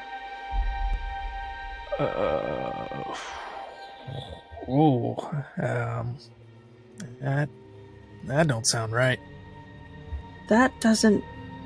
Like, I don't know many things, but I know that that's not a normal sound that comes with construction. Dr. Glass switches off the echo light. I mean, we were told not to go down there, so maybe we can just, like... I certainly need... He's kind of giving, like, a I squinty certainly need face. I'm in no shape to go investigating. I don't know if I'll be able to rest with that sound, though. Could we back up a little bit, though, first? To the things that happened on the ship? Oh, yes. That man Felix is, I suppose he's my nemesis? I don't know. When you're my age, sometimes you have a nemesis. It's, A nemesis? yes. Like a rival? More like... No, I don't know what we're rivals for. Sort of the situation, it's the kind of relationship where I go, I wonder why he left me alive. That kind of thing. You have a relationship with the man? Or had? In the Wait, he caught you? in the general sense, we were. Yes, we were friends once. I thought. Then he. I don't know how much you want to know, but he's very dangerous, and I was looking for him, and he knows that. And I found him, or he found me. And he's extremely powerful in many ways. And I went and assaulted him. Oh my... Well, first the first day on the ship, he gave me a very clear warning that if I just left him alone, no one I cared about would die. And then I hit him in the back of the head with my cane a few days later. To understand the picture perfectly in clairvoyance, you had received a warning of this individual, then heard from the Esper over here about an intriguing situation in the room. I didn't realize it was his at first. Ah, I see. And the whacking on the back of the head? Well, he was about to shoot Esper. Ah. We broke into Well- his room to try and rescue the man tied in the chair. Were you I was successful? ready to hit him with a vase, but Dr. Glass beat me to that, I guess, with a cane. And the gun the man is now his. dead. No, I saw him not even an hour ago. Neither man is dead. Wes, I don't know if she can do... I mean, she's exhausted now. But when she tried to put him to sleep, she's now wondering... Is he incapable of being magically put to sleep? Or was he faking being unconscious? Is what she's wondering. Because if he was unconscious, that should have worked. It would have worked, And now she's Except- realizing... Oh, go ahead. except for two reasons why it might not have. For one, in D&D, there is a hit pool amount that will successfully be put to sleep. If he exceeds that amount, meaning if he is powerful enough, he may be able to resist sleep entirely, or he's magically resistant to sleep. Looking back on it, it'd be tough to delineate those two options in hindsight. Maybe you'd have to try it again on him to get a gauge. I guess she doesn't know the rules of D&D, and it's more me thinking, well, if you're unconscious, you're at 0. So You would know that somebody with a particularly high willpower, who bears powers of their own, who is strong with the arcane, would be able to resist as well. So you perhaps see her mind flit somewhere as you ask that, Nihilus. Like she's just like working out like a little math problem and then kind of bookmarking it for later. And then she says, yes, I don't know if I was trying to kill him. I just sort of did it. But I didn't kill him, and then I woke up tied to a chair in some sort of closet, today. He spared your life in return. Well, maybe he's Perhaps. just trying to send a message. You know, maybe he wants you alive for some reason, or maybe he's just toying with you. It's like a power play. There are all sorts of possibilities, and he could have killed me when he gave me this charming limp. And she trails off, which she doesn't say aloud as she's thinking of because she doesn't want to explain what he did to her before she lost consciousness. But she remembers what he showed her about Abelard Cook's death, and she just remembers she only saw what Felix said, but it's clear that Abelard said something to Felix about her in his mind. That Felix said, Dr. Glass. And she wonders if that's something to do with it. And that disturbs her. She's privately wondering, why would Abelard, fighting for his life, mention her to Felix? And what is Felix up to? Oh, another question I had, Wes. When I had done the detect magic, would I recognize soft ether definitively with detect magic, or would I just know, like, that's the shape that's the right shape and that's the right magical signature? You recognize the shape of the vials that were emanating. Just because there was a safe, they were in a safe and there was a safe in that vision. So I think she's a little bit wondering, is it possible there was something else in there? But it does seem to line up that they had soft ether that they were giving that guy. So Again, she files that thought away. And she returns to the group mentally. Well, first things first, do you, both of you, or I suppose either three of you in this case, feel safe at the moment for your lives? Do No. you still feel in danger? Oh, what a question. I'm trying to explain that you're all in terrible danger from being near me. And he specifically threatened people I care about. And he told me, Trevor, he laughed at the notion of you being able to protect me from him. And I think you all want to be not associated with me, is what I'm trying to suggest. And I will do what I can to help you all, even you, Nihilus, get where you need to be so that you can be safe. But I don't know how I can be safe right now. That's something that I need to work on and figure out. But I don't think any of you can help. And so your reaction is to fire your bodyguard? Yeah, I'm gonna step in a little bit here, if it's alright with everyone else. I don't quite understand, this might be some higher thinking thing that I'm just not privy to.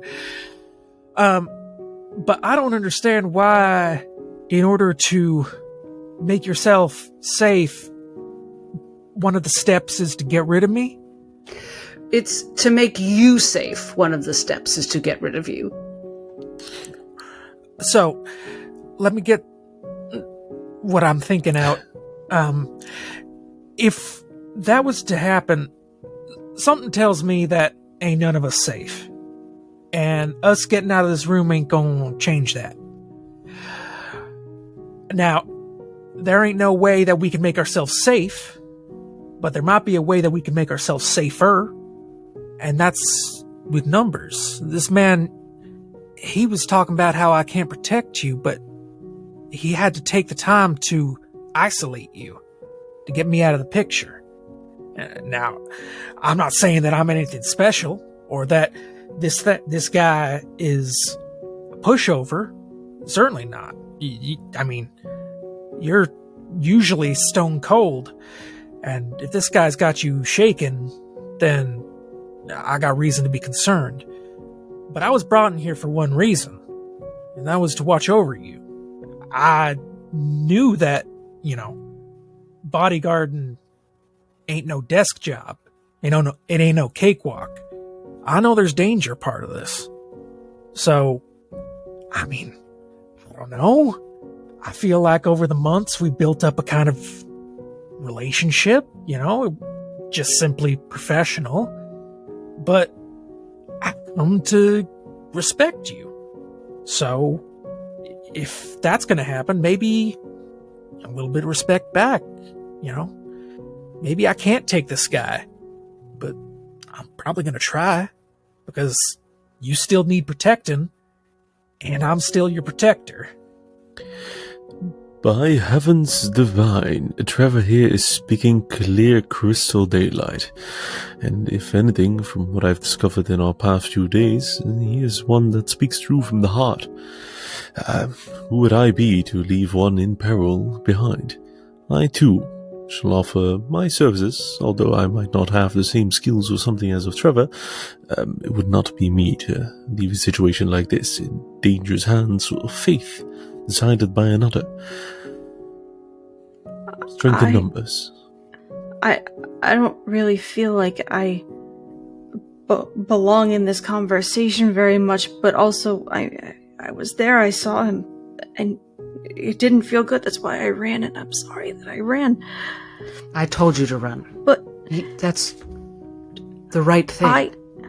I need you, you're my best ticket to get anything done. I'm not kicking anyone out right now. That's not what I'm saying. I'm offering my services to get you what you need. I think though that what they're trying to get at, and I just sort of jumped on the bandwagon for, is that they understand that you're in danger, and I guess we're all sort of telling you that we're also going to be here for you? Man, I wanted to save some guy from being tied in a chair a few days ago. Wes, is it okay if I ask everyone to roll persuasion? Sure. Everybody, please It's roll not a gonna. persuasion It's not check. gonna be a binary like yes or like. I think it's gonna help me choose a tactic. Okay. 13. And Trevor has advantage, I would say, Oh. Go, because Trevor. we actually know each other. That's a 13. Right. So she said. So she smiles at Trevor and pats him on the elbow, and she sits down. And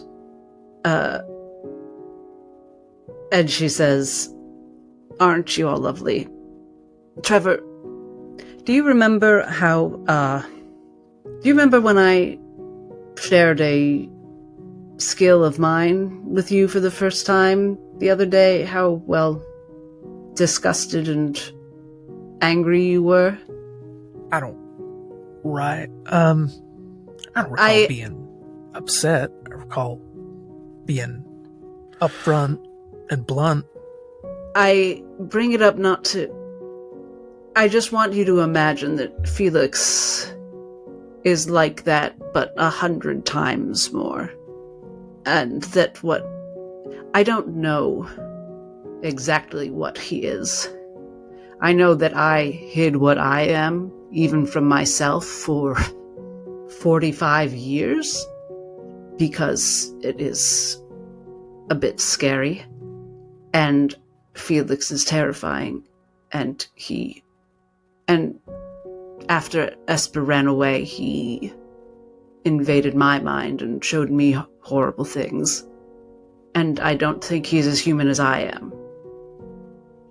Then she kind of purses her lips, like, there, I said it, and specifically does not look at Nihilus, and maybe glances at Esper, but then straight back to Trevor. Well, all right. I understand. Well, if that's what you think, I suppose that settles it. I'm absolutely not leaving your side. And she sags a bit for a moment, like she feels defeated, but I think she wipes her eye a little and she wipes her eye very quickly, and she nods. Dr. Class. Yes, your holiness. Doesn't have to be that quite formal, but if I might suggest the topic of conversation, why are you here on Crow's Perch? Probably no point in beating around that particular bush. I must have mentioned at some point that I have a guest lecturer appointment at Blackthorn University. It's very true. I'm researching void magic, and they have the finest resources that we know of there. There is, you won't be shocked to learn at this point, more to it than that. And I was already working on coming here. There are other places past the wall that I'm hoping I can visit, but it's so foolish. And then I found out that Felix would be here for some sort of going away party, and I moved the trip up a bit early. The semester doesn't even start for a little bit. I hurried here to catch him because I hadn't been able to find him for almost a year. And that's on top of the fool things that there are people like me on this island, being held on this island, and I want to find them. I see. I think that's everything. But the good thing is you're not particularly pressed for time, meaning safety comes as a priority. Nihilus turns his head and his posture towards Esper. Esper, if I heard correctly, you came to Crow's Perch together with your handler for a specific doctor? Dr. Nettle Pettyfogler? Something like that. Pettyfogger. Yeah. But I... Ever since we boarded the Rose, I think I made a mistake. How so? If you don't mind me asking, that is, dear. Well, she shared a lot, so I guess I guess I am in this too. I was trying to get to Pettyfogger so that I could get away from the doctors around my hometown. Because I wanted to try and resume treatment for something. But the moment that we boarded the ship, my handler, fucking Augie, told me that there was a change in the scheduling and that I couldn't just go to Pettyfogger. I had to go. Instead, he wants me to go to my old doctor. And that's... I really don't want to go to my old doctor. And we landed ahead of schedule, didn't we? So they weren't waiting for you. I don't even know why Faust is here. He should be back on the mainland. Well, then, if I might propose a proposition that Dr. Glass and Esper, perhaps you might have a mutual agreement, that is. Esper, in her own way, could offer herself as a number for the protection for the strength of you, Dr. Glass, and in return you can help Esper with having a secured doctor's visit, having an extra head at the table for perfect clairvoyance. I'd be happy to help with your problems with this Felix guy. I think there might be something to this. Ever since we stepped on that boat, it's like the world we're coming into ain't the world we left. We're making enemies left and right, some old, some new. These Van Thorns, they're on to me. We got mixed up with this Felix character. And they're straight up murderers. But exactly. I'm so sorry to interrupt, Trevor, but, Good Inquisitor, why are you here? A hint of a smile appears under the mustache, a slight curvature on his lips, and makes for a sneakily smile. He turns and grabs a bottle of fine scotch that must presumably be on one of the tables in such a fine suite as this, and he starts to pour himself just a small hint of a glass as he sits down and gets ready to explain, giving you with a hint of a motion for you to take a seat as well. That is an interesting question. Although it might be a bit of a story, I'll try to keep it short as I can. It is a bit of a combination of I don't know, yet I exactly know what I should do. The moment the saturation hit, it is as if the faith itself has shown me the way. I have been tasked in order to send towards Crow's Perch as indeed a messenger, an inquisitor, a forwards approach of the Lazarus Testimonium. If you're not familiar with the religion, we do try to spread our faith however we can to outside of the lands of Keenstone. Also search for our holy book, the original Testimonium Veritas, which I carry with me. I seek to aid the island wherever I can, show the benefits of the Lazarus Testimonium religion, and I'm quickly learning from all the signs that I'm seeing left and right how I could do so. But my main goal right now is to understand truly what is happening on this island. There are too many questions that are popping. Why is the saturation quickened? Why are these casual rumors of curses? Why is the city of Hill's Crest so famously closed off by its walls, where it's not easily for one to get in and get out? It used to be a marvelous city of tourism. There's so many things that I've learned in a quick recussion. There's so many questions on my mind, but that is for my personal thirst. Right now, I'm not sure yet what my true purpose is here, but I seek to aid however I can. That is the truthful answer in it. Right now, with the group that I see before you, before myself, the three of you, the four of me, it feels like there's a purpose, a path that is being laid down. If it's by Lazarus as teachings himself, or some other strange phenomenon putting all the pieces together, I mean to find out. This is why I offer my aid as well in the endeavor. And he takes a sip of his glass, scotch.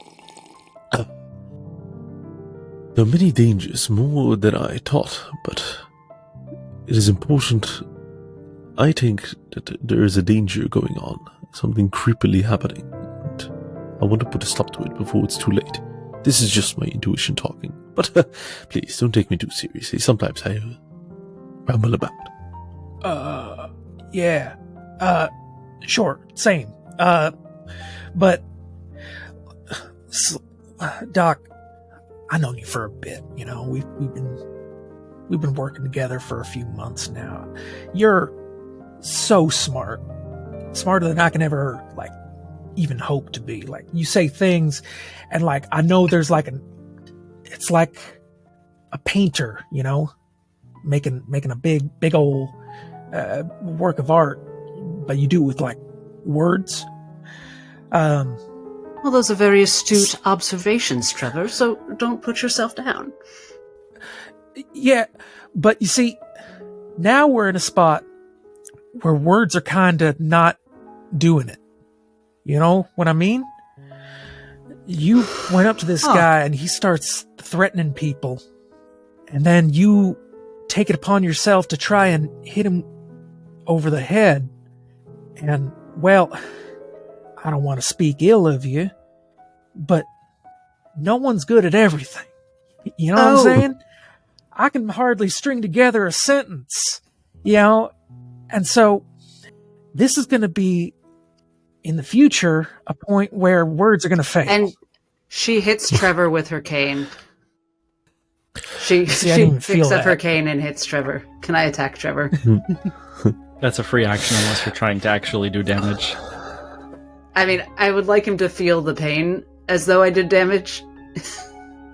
I'm trying to show him that it's a special cane and that it's not just what a woman with a strength of 4 swinging a regular cane would feel like. Go ahead and roll damage. I presume Trevor would not contest it. Would that be accurate? He would contest it. Then go ahead and roll. Should I roll to hit? Yeah. I would say with advantage because it's a surprise. It doesn't matter. 23. Yeah, that'll hit. And that's a 10 to hit, and I'm so tempted to use my last bardic to add Psychic Blade. This is a weird lesson you're teaching. While we're paused, Shane, was that okay? I mean, yeah. Okay. As you smack Trevor, he takes, let's see, how much was it? 10 hit points? It's kind of a lot for he where we are. Drops to his knee. Fuck! Well, I guess we don't have to worry about Felix if we're gonna beat up each other. Oh my goodness. What is the meaning of this? Trevor, I'm so... Oh, goodness, I am a monster. Fine. I'm so... You're fine. I'm fine. Well, just here, let me be an actual doctor instead of whatever I am. And she grabs the healer's kit and patches him up. You're unfired, and I'm giving you a raise. And that guy didn't You didn't take anything from that, huh? He was very angry, and he almost tore my mind apart. So if you want to... maybe we shouldn't get into I had what a you point might do I was in gonna retribution. make, but I think I lost my train of thought. You were saying we can't all be good at everything, and I took that to mean it was a damn fool thing for me to go around hitting anyone. You turned it into an argument you had to win, right? Well, that's usually what happens. I'm not really used to having anyone... Felix isn't the first friend who's turned against me. I'm not really used to... I'm used to having to prove myself the hard way, I suppose. To being underestimated. Right. Perhaps we should take a breather and step out of the room, is what I might suggest. I'm not sure about you, but I don't plan to stay cooped up in the hotel room. I mean, as long as Augie keeps going with his drinks, I'm free as can be. I think I'm gonna take Are you 5. alright? I'm good. I haven't changed or anything, so I'm gonna take a bath and get changed, and you can go do your thing. If you do let her use the healer's kit on you, it's 5 HP back. I'll take that. He understands the regret. Nihilus is getting ready to step out of the hotel room. I think Esper will go with him. I think Doctor would know that Trevor is actually very taken aback by the attack, and is Crazy. and the fact that it did that much damage to Trevor is almost shocking. In that how hard he seems to be taking it, both physically and he's surprised himself with how much he's hurting right now. Yeah, and Dr. Glass is left alone in the main room, looking at her supplies of healing. Thinking about how that was what she was supposed to be, and now look at the kinds of things she does, and is just it's hitting her that just a moment ago she had these people being like, we're gonna help you, we're a team, we believe in you, and then she immediately just destroyed it. And this is and there's the voice in her head, probably a parental voice somehow, being like, this is why you're always alone, Izzy, because you do things like this. I'll be okay. I just need a second to clear my thoughts. You're good. Don't worry about it. You can take care of yourself. I just need to get cleaned up. Yes, of course. Esper, dear, Oh, hello? are you in a rush to get to your room? I am in a rush to do anything but get to my room. Very well. I do mean to explore the hotel a bit. I want to count how many rooms there are, how many different type of rooms. I want to get a better understanding of its history, especially with the intriguing 5th floor. I understand what you're saying. Would you like to assist me in doing so? If you're not in a rush, that is. So long as you understand, if we see a slightly wobbly man in a white steward's coat, and if he seems to recognize me, we need to go in a different direction. You go down the stairwell and you see, besides the door on the 6th floor and the one you saw down on the 1st, the 5th looks a lot older. It's a wooden door, a little bit battered up, but it's been painted over a number of times on the outside to cover its age and its wear. And you said you're passing by and going down further? Correct. Before we do, could Esper press an ear to that door and listen? Roll perception. 6.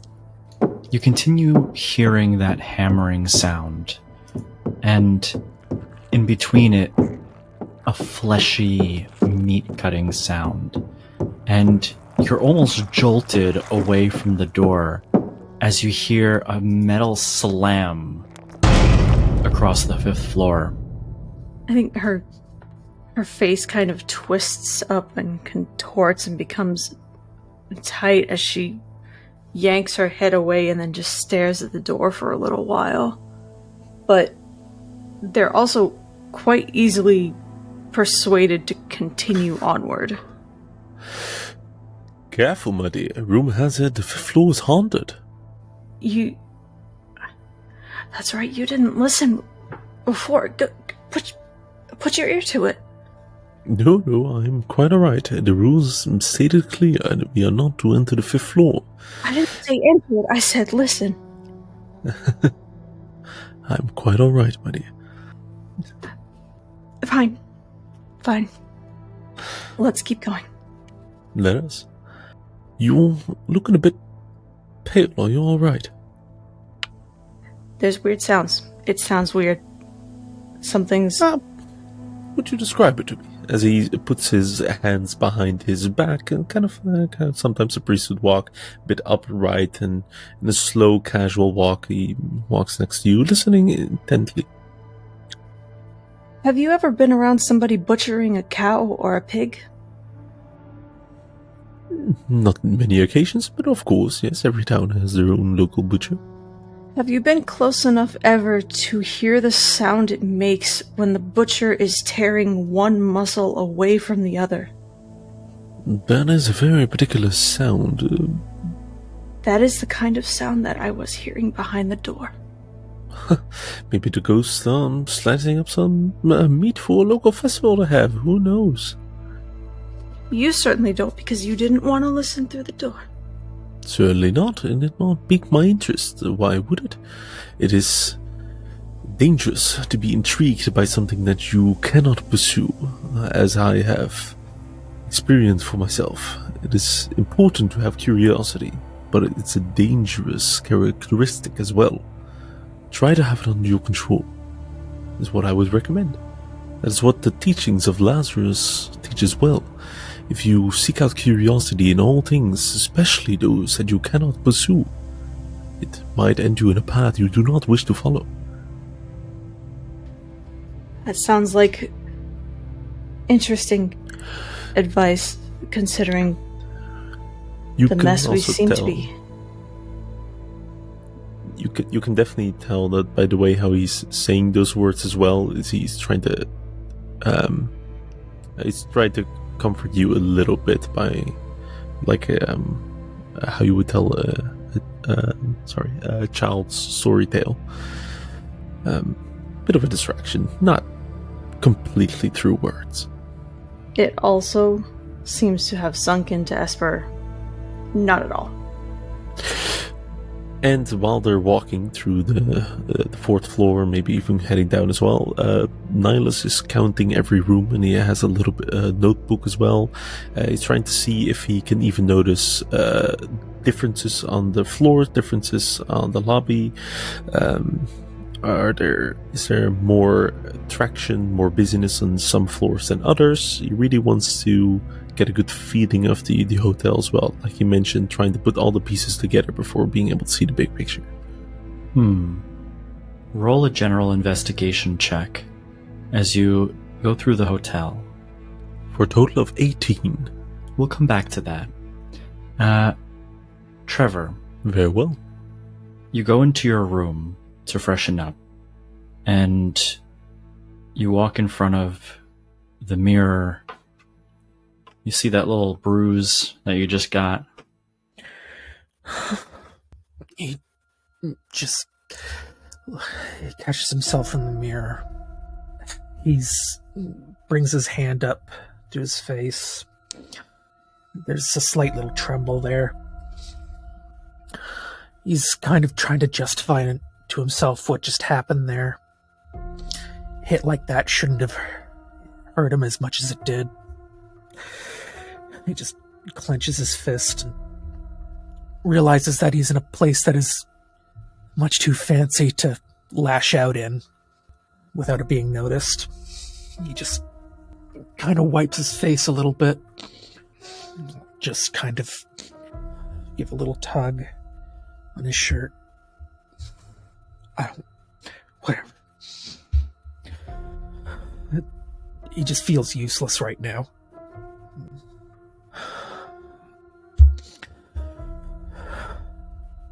He just looks at himself in the mirror with a scowl. What the fuck happened? As you look in the mirror, you notice something strange. There's a blemish, a little black spot on the inside of your chin. Wasn't there yesterday. You kind of seeing that. Is it a familiar blemish? Is it indicative of other marks?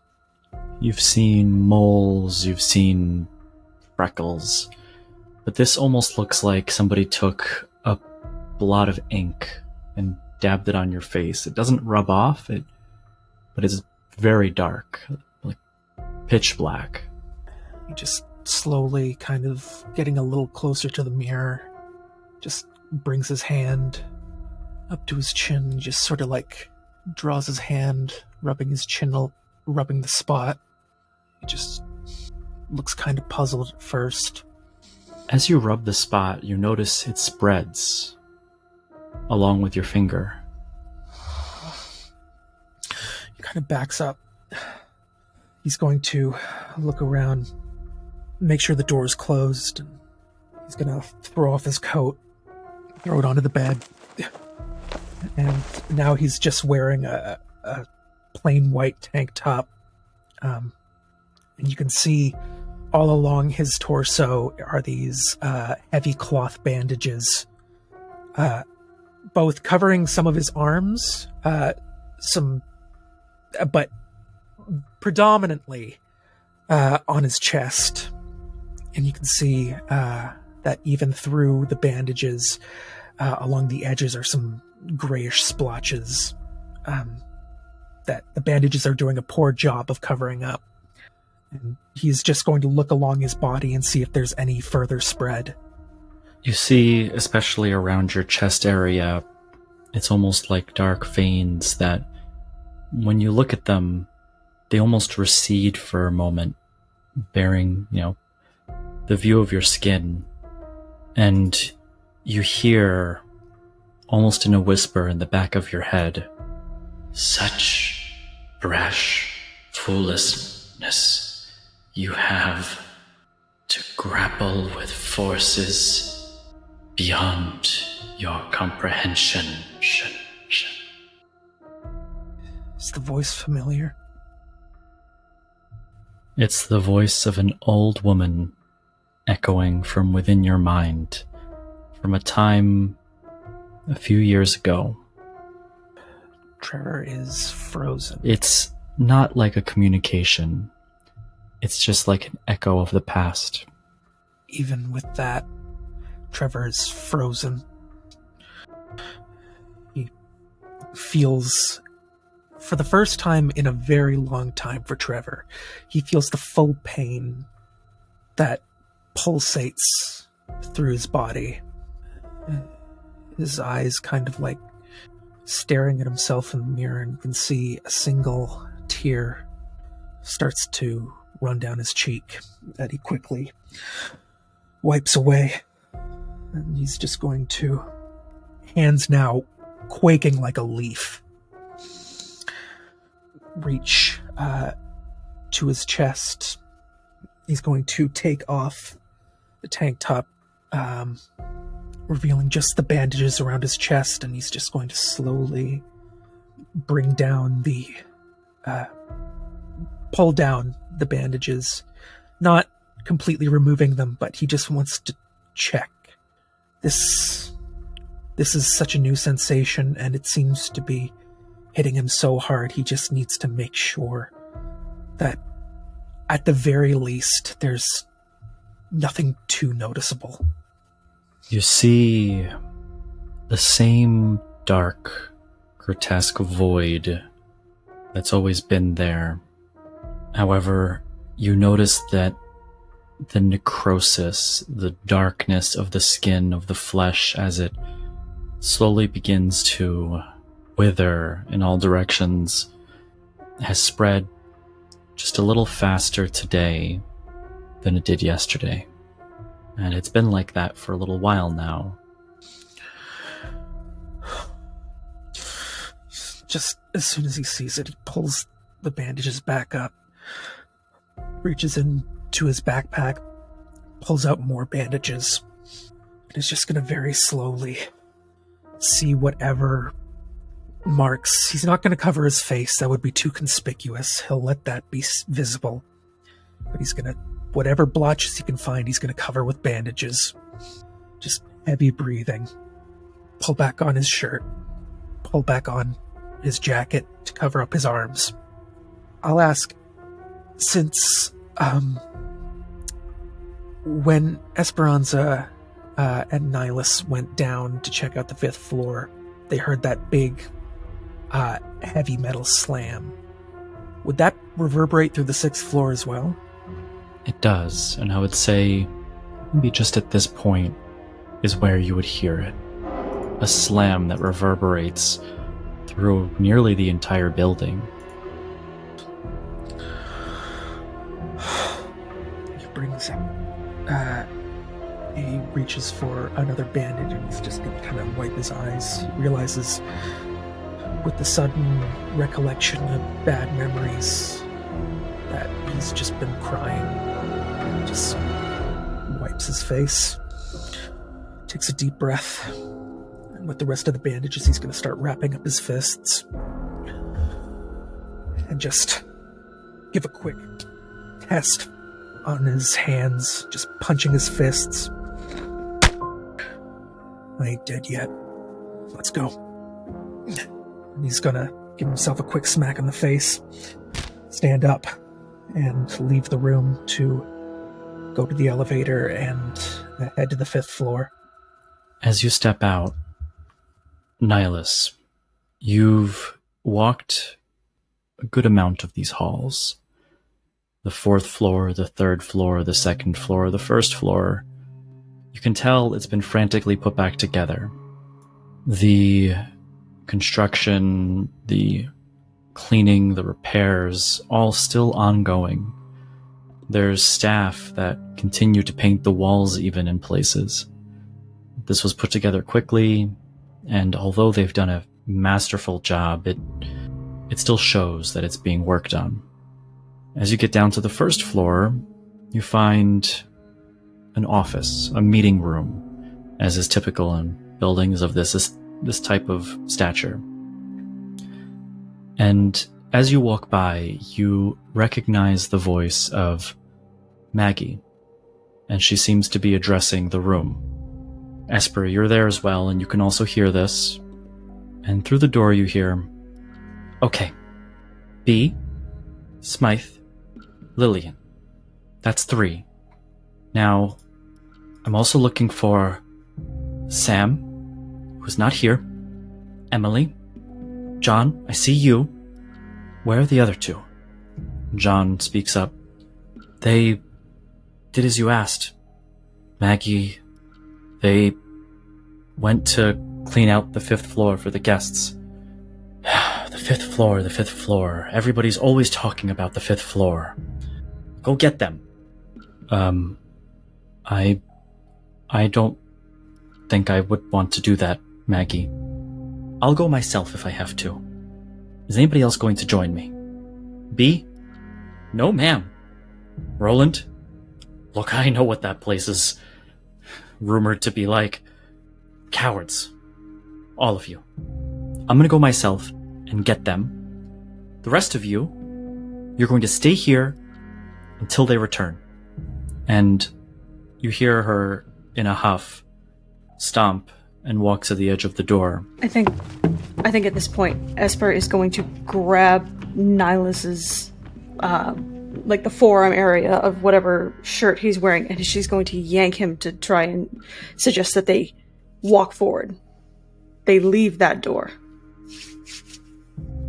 Then, the moment Esper tugs on Nihilus, he understands what she's trying to do. He will accompany her in the basic movement, try to make it look like they weren't eavesdropping, but trying to stay close enough. You see Maggie as she walks by towards the elevator, and you hear her say, "Victor, 5th floor, please."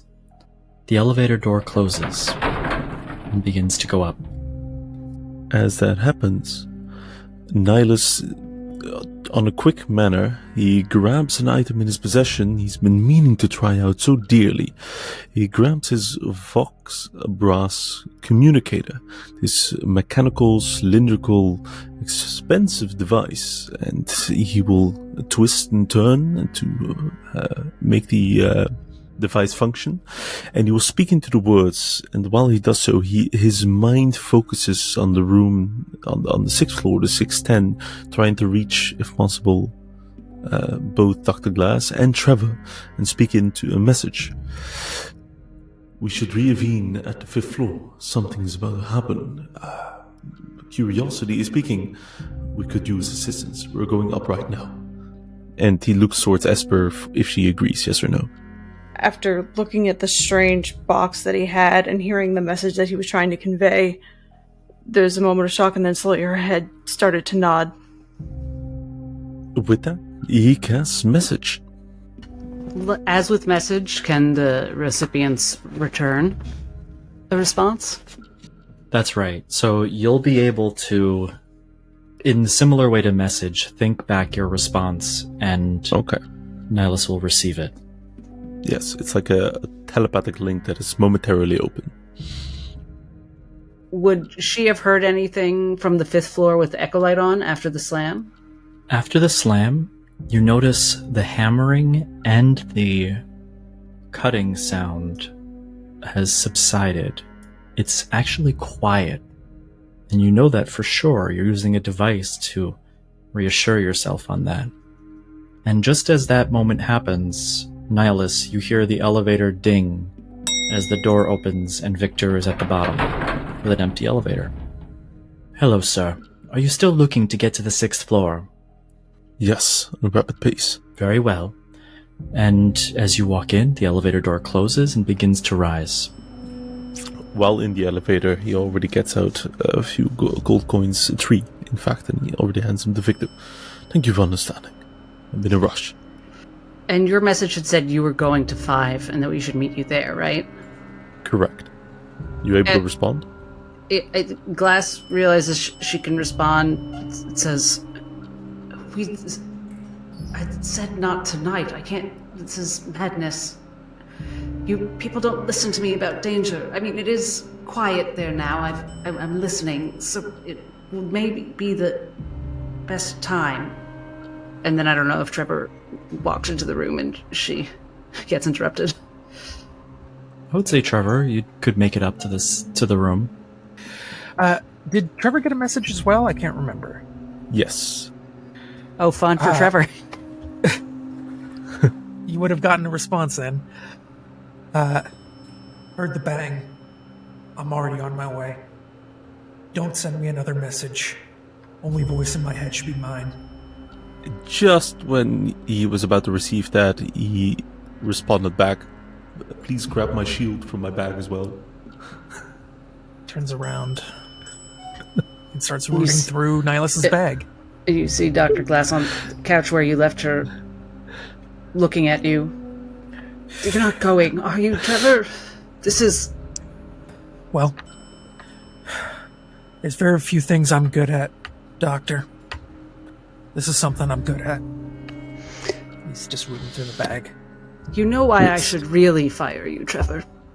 Because I care what happens to you. And that never turns out well.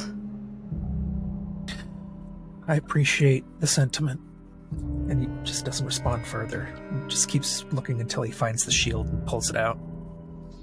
You head out of the room, and just as you leave the door, you hear one more great big giant slam, followed by a scream in the floor below. And that is where we'll end today's session as a shorter one, because we spent a lot of time talking and doing roleplay, so I'm going to make this a little bit of a 0.5 session. Farewell. You motherfucker, those sounds. Even when I know they're coming, it's scary as hell. Poor Maggie.